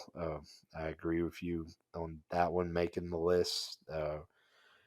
Gladys Knight. I also agree with you with Moonraker, which is clearly Shirley Bassey's worst of the songs she did, and two of them are going to be on the top 007. So I definitely have a lot of respect for her as a singer. I think she's good, but Moonraker is kind of an unmemorable song and not that great. Um, Thunderball, the third from the bottom. Tom Jones put his heart and soul into that and passed out while recording it, so I will not dare put it at the bottom because I got to respect him for that. But yeah, it's just I don't know. Crooning is not my favorite thing anyway, unless it's just done in the right way. Like if it's not Sinatra or Dean Martin, I just really don't care for it. And Tom Jones doing like that kind of thing with Thunderball, I just in addition to so many things I don't like about that movie or don't care for, the song is just one of many. We're gonna have similar, but not exactly the same bottom two. I'm gonna give That's fine. Die Another Day just a little bit more credit. Not much. I mean, not any credit. Honestly, I just hate the other one worse. Uh, but yeah, Die Another Day is just a stupid song to a really stupid movie. But Writings on the Wall is just awful. It's an awful song, and the fact that it won an Academy Award actually made me put it at worst because I feel like that people have been lied to that this is some kind of song that needed to be rewarded, and it's not. It's terrible. It sounds like Sam Smith's making up the melody as he goes, like we said, and it doesn't. It's not cohesive at all. It's just a terrible song. Um, and yeah, that's uh, that's my bottom 007, and to no one's surprise, very similar outside of a few choices there. But yeah, Yeah, a lot of the same. and same feelings. I could easily change up the bottom two songs on my list, but I think for me, even though your Oscar argument is making me want to push Sam Smith to the absolute bottom, I think the fact that Die Another Day returns in the end credits just to fuck your ears is just enough to like put keep it on the bottom for me. Like the experiential nature of watching the movie, and it's like, and she's back. Yeah. That's enough to hurt me. Um, Now on though to the top seven. You go with your top seven songs. All right. Seventh from the top, we've got "Diamonds Are Forever" by Shirley Bassey, and There she is. yeah, there she is, and not her last appearance, but a very good song. I like a lot of the Connery era songs a lot because they're very, I think they set the template, and for for the whole era, just much like Connery did himself, and for the whole franchise. And when you're comparing a lot of these songs, specifically, the Connery era is what you're looking at, but it's very specifically, you're looking at Shirley Bassey songs, and "Diamonds Are Forever" is a great one. Another Connery era song, six from the top, is "You Only Live Twice." Nancy Sinatra. I really enjoy that song. I love the melody. I love that tune. I love its use in the Robbie Williams song "Millennium," as I uh, alluded to last time. I just really enjoy it. Fifth, "Live and Let Die" by Sir Paul McCartney. Uh, it just a great song. Um, really fun, different vibe, but still feels like Bond. Differentiates itself, throws you right into the Roger Moore era in a Yeah, good way. Um, Number four, "You Know My Name" by Chris Cornell. Just a very different and aggressive um, style of Bond song, but very classy and fitting. And considering the movie it's in, I think it fits perfectly. and Um, speaking of introducing an actor as Bond, just like you yeah. talked about Live and Let Die, Oh, it's the yeah. same. Yeah. It throws you right in, just like Three Blind Mice did with Sean Connery. I had to, but yeah, it was the perfect introduction for Daniel Craig, and just like that, you know, it's just perfect. Third, "View to a Kill" by Duran Duran. I just love that song. I, Very 80s. It's in a terrible movie. Oh, a ridiculous movie, but the song's great. I love the melody of that one, and John Barry uses it pretty well in that movie, despite itself.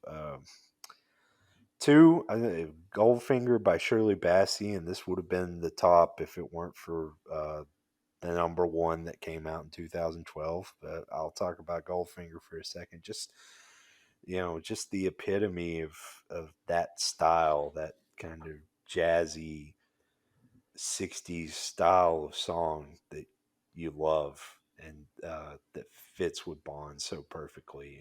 And her performance is just phenomenal when she holds that note at the end of the song. Really great. But number one, it's "Skyfall" by Adele, and it's it just is it is the best. I think I don't think you can really argue it. Maybe you can. Maybe some people don't agree, but I feel like it is the best. It captured something that hadn't really been captured with a Bond song since the Moore era, maybe.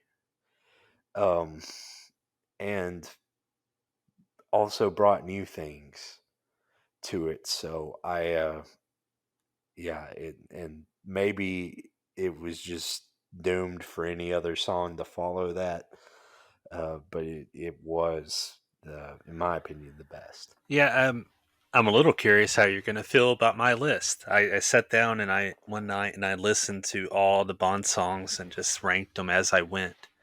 And yours aren't far away, really, from where I would put them, and to some degree. I hope Three Blind Mice is number one, but go, yeah, let's hear it. Number one, Three Blind Mice and Doctor Yes, No. No. um, Number seven, From Russia with Love. it's a good one, and yeah, I was I considering it. Yeah, I'm really into it, and I love the movie. I love that song. Um, Number six, Live and Let Die. Also, of course, on your list. um, Partially because I'm a huge Paul McCartney fan, but it's also just a killer song and puts you right into that movie. I love the fact that the Roger Moore era starts that way. It's like, oh yeah, by the way, we got Sir Paul McCartney, and it's this awesome vibe, and it's like, okay, we're in. It kind of says right from the bat, like Roger Moore is very seriously going to be James Bond.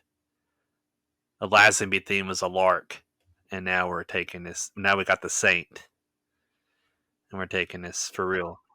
Um, then I'm actually going to throw in Garbage into my top list with The World Is Not Enough. For whatever reason, I've just always loved that song. Uh, Number four is Goldfinger, which I know for many is top or even closer to the top. It's not like I dislike the song, it's close to the top for me. Um, it fits into that world of being a classic Bond song or the classic Bond song in so many ways. I mean, Goldfinger is like, if you're going to say the prototypical Bond movie, in practically every way, you're going to look at Goldfinger, right? I mean, it just right. kind of fits the mold for practically everything. Um, Man, it's great. Um, Number three, we've already referenced it earlier in the episode. We have All the Time in the World. I really love that song. Um, it hit me emotionally even when it played in No Time to Die. Partially just that nostalgic pull and that referencing the series as a whole. That also goes back to my appreciation for where that song fits in the Bond franchise. Sometimes that has a lot to do with it. Emotional attraction to a song. Number two, Skyfall, uh, which might I don't know I don't know if any of my choices have surprised you or not as far as how much I think of them, but Skyfall actually fits at number two for me, and it's fantastic. Um, Spoilers, it's my favorite Bond movie, but my second favorite Bond song, and that's only because I can't escape how much I like You Know My Name.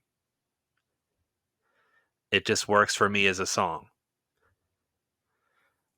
Chris Cornell is fantastic.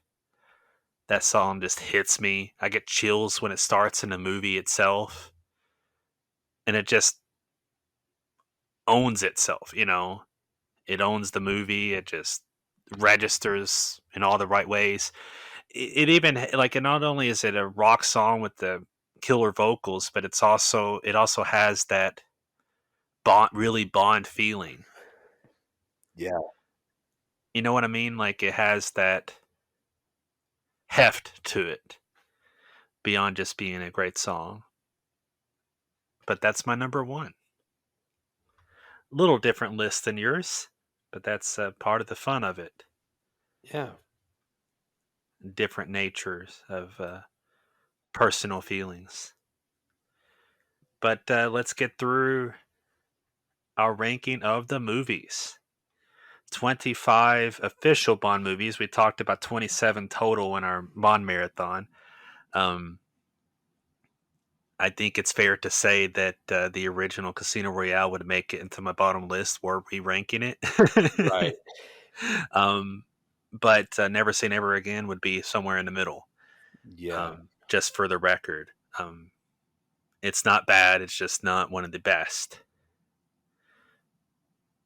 And I kind of like it for what it is, even if the song is a bad song. Right. A song would be in the bottom. Never say never again. Never. Okay, The song, I'm the trying to get that song out of for my head. Casino Royale would be number one.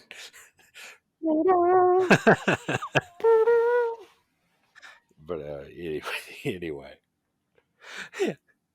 So let's do this in pieces. I'll start with my bottom 7 movies. Even though we already know what my bottom is. Both of our bottom movies, we know what it already is. The 000 or 000 or whatever you want to call it. Um, Die Another Day. Number 7 from the bottom is Quantum of Solace for me. I didn't necessarily expect it to be that low, but when it comes to rankings, sometimes that's where things fall. I don't even hate that movie. I just think it's kind of lackluster. And obviously, I already put the villain towards the bottom, so there that is. Um, and then Tomorrow Never Dies. Uh, Again, just in the realm of weakness, not so much being awful. It has good parts to it, for sure. Some good action, but just blah. Um, Even more blah is For Your Eyes Only. Uh, and then License to Kill is just not my vibe. Um, I just don't care for that movie. I obviously like Timothy Dalton as Bond a whole lot, but License to Kill just did not work for me. A View to a Kill, another last movie for an actor as Bond, is just pretty terrible. Um, some interesting, crazy things. I get entertained watching it in many ways, but it's just not a good movie. Second from the bottom is Thunderball because blah, once again. Largo, once again. Yeah, yeah. What a just lumberous, boring movie Thunderball is. Um, and number 1 in my heart as being so friggin' terrible is Die Another Day because it's one of the worst movies I've ever seen. Yeah. And I'll just start.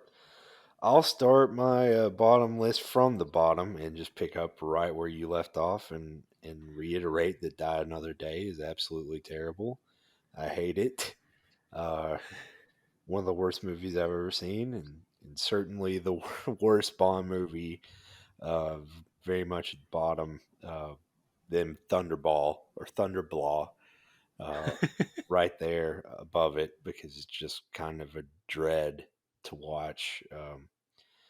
Then A View to a Kill, um, which I technically enjoyed a little bit more than you do, but it's still I fully acknowledge that it is not very good. Then No Time to Die. I just didn't click for me and was kind of a chore for me to watch in a lot of ways for the last half of the movie. And then another chore for me to get through was For Your Eyes Only. Um, and then again, one that I enjoy a little bit more than you did, but also acknowledge that it's kind of at the bottom is License to Kill. And 19, I just couldn't wait to say this title, Octopussy. And again, not even one of the worst movies. Enjoyed it a lot more than I thought I did. It just kind of uh, landed short. Uh, Octopussy landed short. Yeah, it did. It, it was a tight squeeze, but it fit in. Octopussy was higher for me, Oh but yeah, we'll get into it as we talk about our middle section of Bond rankings, official Bond movie rankings, because just missing the bottom seven is Diamonds Are Forever. Then we go to, which I'll just say Diamonds Are Forever is just a weak ending to Connery's official run as Bond. Never Say Never Again doesn't quite make up for it, but it's better than Diamonds Are Forever. So there's that. And Diamonds Are Forever isn't even the worst. It's just towards the bottom and not such a great ending to his ranking. Then we get to Moonraker, which I don't hate, but is also not the best overall movie either for me. The Man with the Golden Gun, a movie with a better villain than it is as a movie. Then Doctor No, which is has many positives to it as far as an introduction to Bond and Connery. Connery comes out of the gate swinging as the character, but the movie has some questionable things to it, nonetheless. And then Octopussy. Octopussy, a little bit more for me, but a little bit higher for me. But I don't know. It's something about it that I just really appreciate Octopussy. And some of the steamy action in it, the jungle action in it.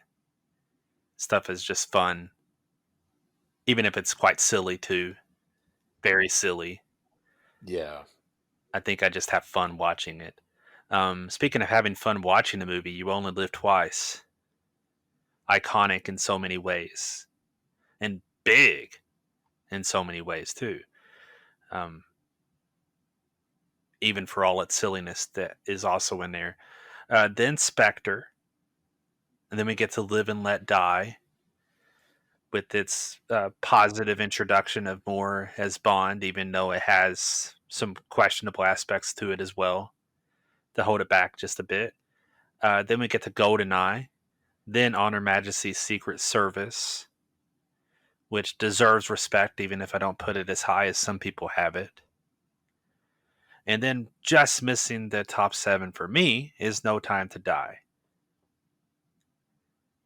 So obviously quite a bit higher than where you have that particular title.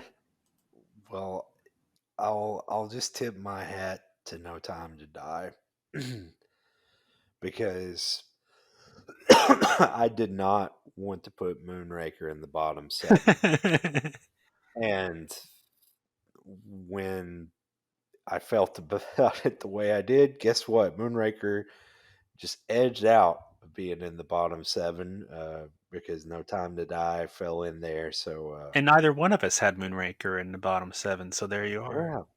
yeah, yeah, there you go. A notch up is The Man with the Golden Gun, and honestly, if you would have told me several years ago that this would have been as low as it is, I would have told on my own list. I would have told you you're wrong because I have a lot of memories of this movie. I really enjoyed it. It's one of the ones, definitely the Roger Moore movie I've seen the most. Probably watched it a lot as a kid. Always loved Scaramanga. Again, he barely missed. He's probably number 8 on my villains list. Barely missing out on that top 007. But the movie as a whole, just not as good. It has a lot of stupid stuff in it, but not top, bottom 007 bad. Notch up, we got Tomorrow Never Dies, uh, one that I enjoyed quite a bit more than I remembered. Uh, as just kind of a straight up action movie. Sure. With Bond, and I think it's a better version of what License to Kill was because License to Kill tried to be almost like a Joel Silver produced '80s action movie Bond, um, and had a lot of the same actors and had a Michael Kamen score to boot. But Tomorrow Never Dies was leaner and better at that. Still not great by any means, but definitely a step up from that.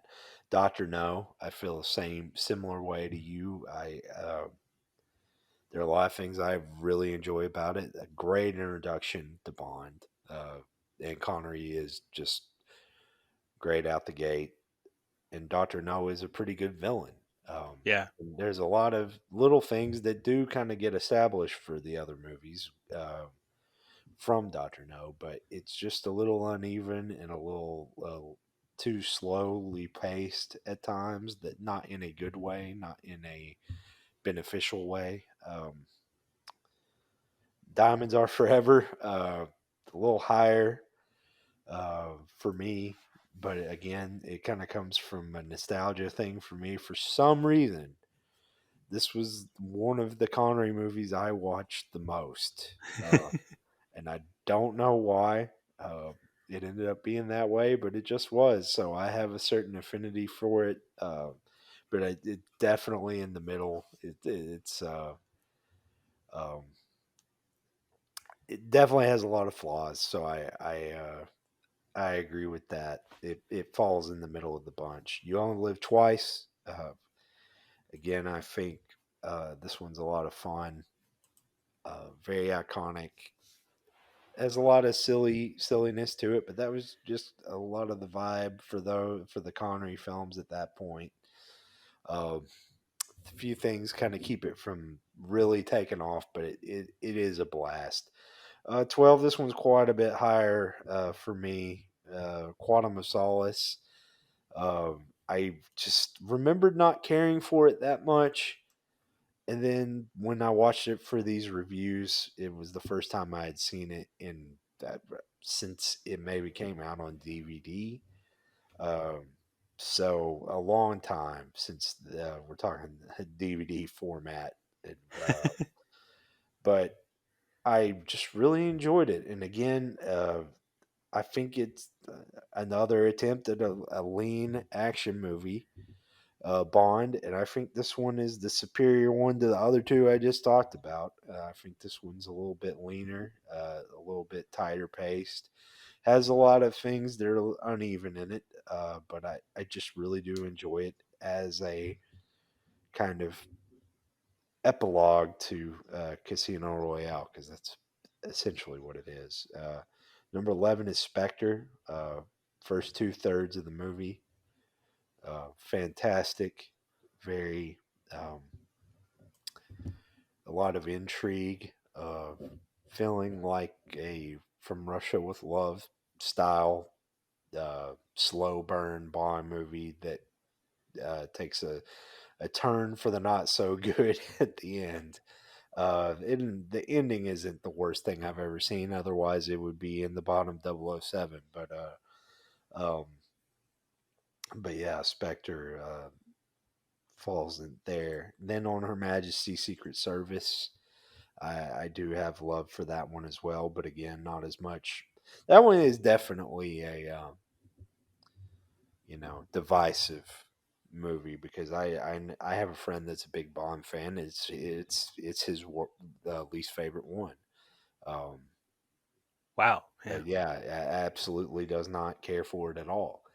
I know people that say it's one of the best. Like we said, Christopher Nolan says it's the best Bond movie. Uh, I'm not that extreme on it either way. I do think it's in the upper middle, though. It's a very enjoyable Bond film. Has some tonal issues. Um, some things are way too abrupt, but I do think it's a solid effort. And honestly, if Donald Pleasance wasn't um, wasn't Blofeld, I've in the top. and I've come around because I did have problems with Telly Savalas as Blofeld, but I really do think I kind of like him as the character and like his version uh, more in my mind as it goes on. I would probably put him in my top 007 villains if it weren't for Donald Pleasance. Um, World is Not Enough. I really enjoyed this one a lot more than I remembered liking it, and I remembered really enjoying it. I knew it was my second favorite Brosnan movie, but I didn't know it was quite as good um, as it is, and it's just really enjoyable. And then Live and Let Die, just barely edging out, not making the top 007, but just a really fun introduction to Roger Moore and kind of a fun slice of the 70s too, with that black exploitation vibe and just the score um, and Paul McCartney. Just a lot of fun, and the villains in that one are fun too. I'm kind of regretting not. Well, I almost wish we would have done a henchman list because I think some of the ones on Live and Let Die would have popped up in that, but yeah, a very diverse cast of villains in that, and a lot of fun. I think it's interesting. Like, I mean, obviously, just between our opinions, there's a lot of similarity, but some of the ones that we care for more and less, it's just interesting how they place among the whole list, you know? Yeah, And speaking of my number seven, going with our top sevens, my number seven is The World Is Not Enough. For me, it is my favorite Pierce Brosnan Bond movie. Um, edges out Goldeneye in that regard. But I just really like Twine. Uh, it just hits all those right notes right out of the gate too. What a great opening sequence. oh yeah, one of the best. It would be in the top 007 best openings for me for sure. Yeah. And quite a long one too, relatively long. Not No Time to Die long, but epic opening. And it just keeps on going. Denise Richards being silly as a nuclear scientist or not, I'm okay with it. I'm fine with it. It fits the vibe of the movie for me. Doesn't take itself too seriously. It's just a lot of fun, but it has some real kick to it too. Um, Number six for me is The Living Daylights. Love that movie. Um, if only Timothy Dalton's run wasn't one in the top and one in the bottom. You know, Right. that's just kind of how it goes for him. I really like him as Bond, and comes out of the gate with, in my opinion, one of the best. That just happened to come in an era where Bond wasn't the soup du jour. You know, it, it was just that time, that decade where Bond wasn't as hot as it usually is. If Dalton had been able to make a third one, if they had reconfigured with him doing Goldeneye, I think Dalton's legacy would have been better remembered. But as it stands, I still think Living Daylights is fantastic. Then we get to Goldfinger, which again, not to diminish it in this position, but it's just a classic movie, iconic Bond movie, and it works. It just really works. It's one of the absolute best. Um, Number four for me is The Spy Who Loved Me. I rank that as not only my favorite Roger Moore Bond movie, but just one of my favorite Bond movies. That sometimes it has been my favorite Bond movie. Just has all the right stuff. Not to mention having classic henchmen, henchmen come good guy later on. Right. But just such a great movie that has some epic stuff in it. Number three is Casino Royale. Back to the idea of introducing a character, an iteration of Bond.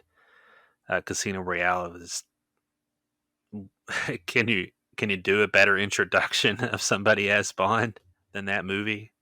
What a great film and a great Bond Begins.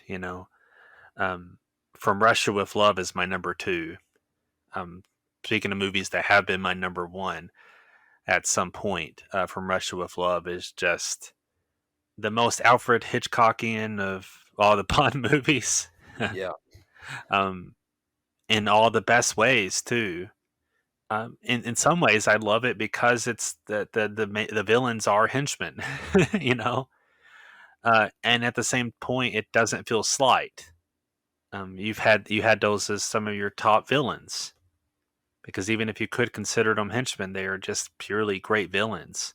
And I appreciate how the movie operates on that level where they can be part of a system and work as the villains of that movie.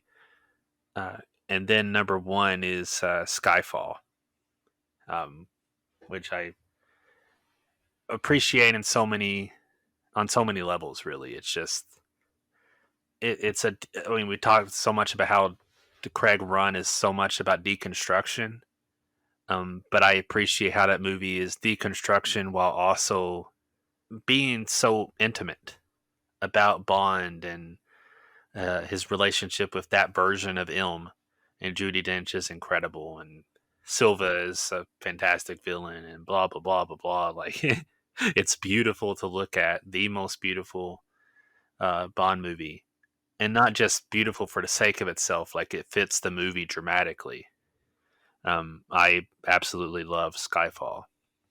With the exception of really one of these, uh, we have a lot of the same titles We do in this top 007, but it's going to be a bit of a reshuffling for sure. But number a seven, reshuffle, but part of that is our feelings about which is the best Brosnan.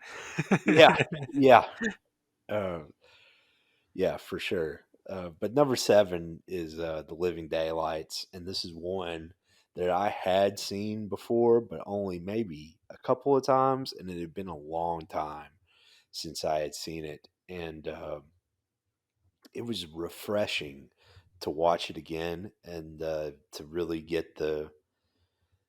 It, it's really kind of an action adventure Bond movie, in a way. It has an Indiana Jones vibe to a Yeah, degree. Not quite like running through the jungle like an Octopussy, but just more of a tonal vibe, and it feels like a brisk adventure, and also has a lot of cool Cold War espionage things attached to it, um, that are fun. Again, I've already talked about not being a huge fan of the villains. That's the only thing that really kind of holds this one down further on the list and still makes the top 007. So I still um, really enjoy it. Number six is another one that I had only seen a few times, and it had been a long time, and it was The Spy Who Loved Me. And I just really love how this one plays out. Um, it it's a lot of fun. There's a lot of genuine thrills, um, and it's not at the point where Moore has completely gone off the tongue-in-cheek cliff yet. Um, but it is fun, and it never tries to be anything more than that, and it excels at what it does do. Number five is Goldeneye. Easily my favorite Brosnan. That's where our mileage varies there, but I just really, really have always enjoyed that one. I like uh, the personal story between the rivalry that is at the center of it, and kind of keeps it engaging, keeps it a lot of fun. There are a lot of, apparent flaws to Goldeneye, but again, that's one of those mileage varies things. it's on a top And for you. yeah, oh yeah, it's on the top of the issues. So four is From Russia with Love. this one has been one that I actually did not care for the first time I saw it, but I was also uh, kind of a foolish elementary or early middle school uh, age when I saw it.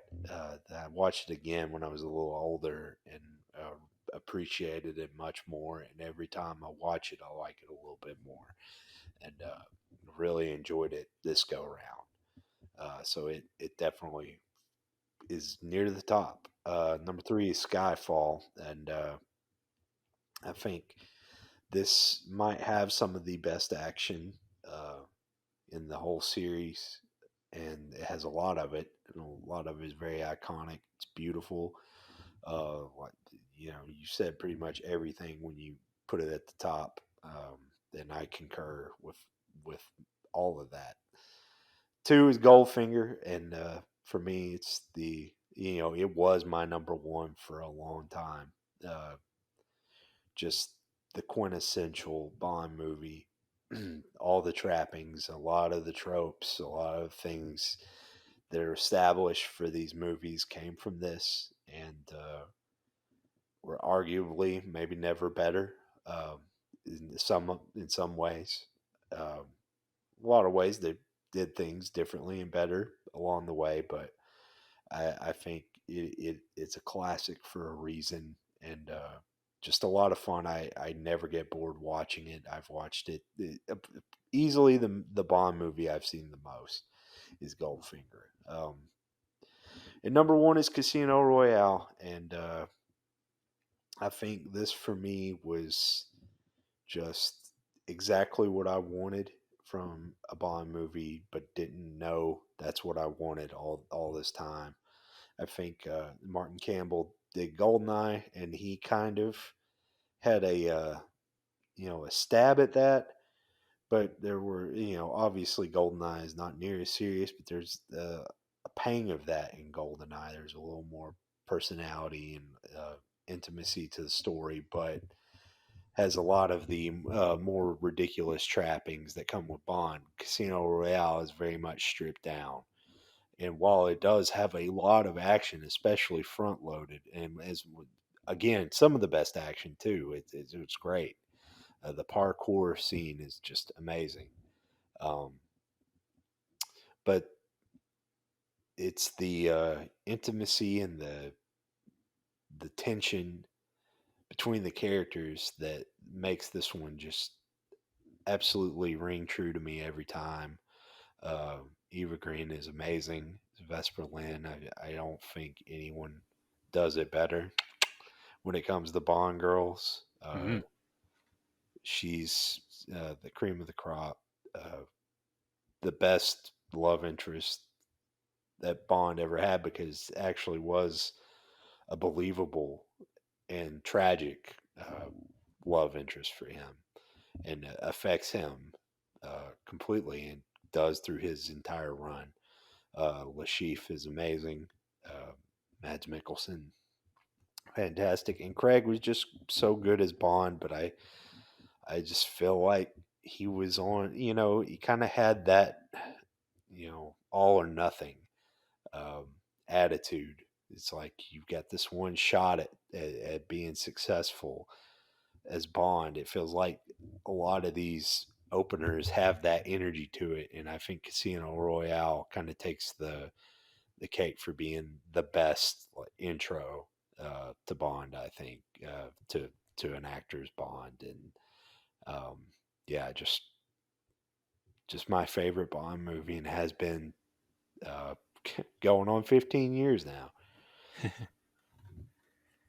And you just like seeing Bond get hit in the nuts, Yeah, yeah, that too. or you like Bond walking out Ursula Andress style, Yeah, that too. which I agree with that notion. Really, I don't. I'm trying to think. Like, we haven't done like a proper Bond girl list, and I mean, like you can properly do that, but I also have a hard time talking about like Bond girls, in a certain sense. Yeah, it's an outdated term in a way. Right. And I hate, and you kind of use it because it's just It's been the thing so It's long. been a thing, yeah. But um, Do you just talk about any girl who's in a Bond movie, or we're you talk about the one that's a love interest, but then again, the love interest sometimes becomes the villain, and then yeah, it's a quandary for sure. I I mean, arguably you could put M on the yes, list. Or Skyfall, one of the best Bond girls, because she is the uh, central woman uh, at the heart of that movie, and he loves her in a very different way. And maybe she is the best. Maybe she's at the top of the list. Uh, I don't know, but I don't dispute the Eva Green of it all. It's hard to, I mean, even No Time to Die, like I mentioned, has a hard time escaping her shadow over the Craig era. But I have to be honest that even though it's not in my top 7 movies, it's technically in my top 10 if we were doing a top 10. But Diana Rigg yeah, she was great could too. could Yeah, be my number one. It could sneak in there. I really like her. yeah, she would make it in my top 007 for sure. Maybe the top three. Um, Yeah, she was good, and that was one of the better. Her character was one of the better elements of on Her Majesty's Secret Service, and the connection between the characters. And And like an equal to him yeah, in so many ways, which is a big part of her appeal as a character. But I mean, regardless of which, like, I love this franchise. And yeah, just like it says in No Time to Die, however you feel about that movie and about the choice to kill Bond, it says James Bond will return. yeah, He hasn't gone away yet.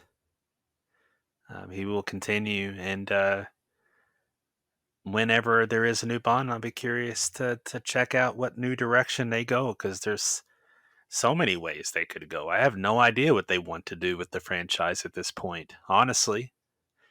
But I'll be there as a fan of the series. And it's been a blast watching all these movies and ranking them with you, my friend. yes, Um, we made it to No Time to Die. Uh, what seemed almost like it would never get here, even though we knew it eventually would. right. And we survived. There was no time to die for us. We made it. Uh, Survived through this COVID pandemic long enough to see it. Long enough to do our rankings of the Yeah, series. That's what matters through all of this. Us ranking all the James Bond movies. Um, but it's been fun. Maybe sometime we'll talk about Austin Powers and speaking of Burt Bacharach again, yeah, um, having him in the Austin Powers series, and uh, maybe we'll talk about the some of the other spy movies of the '60s or some of that influence. But yeah, it's nonetheless this journey has been fun, um, and at the same time, I'm glad we could complete this arc yeah. and move forward. Regardless of which, thank you, Drew, and thanks everyone for tuning in. We'll see you next time on Movie Marathon Mood.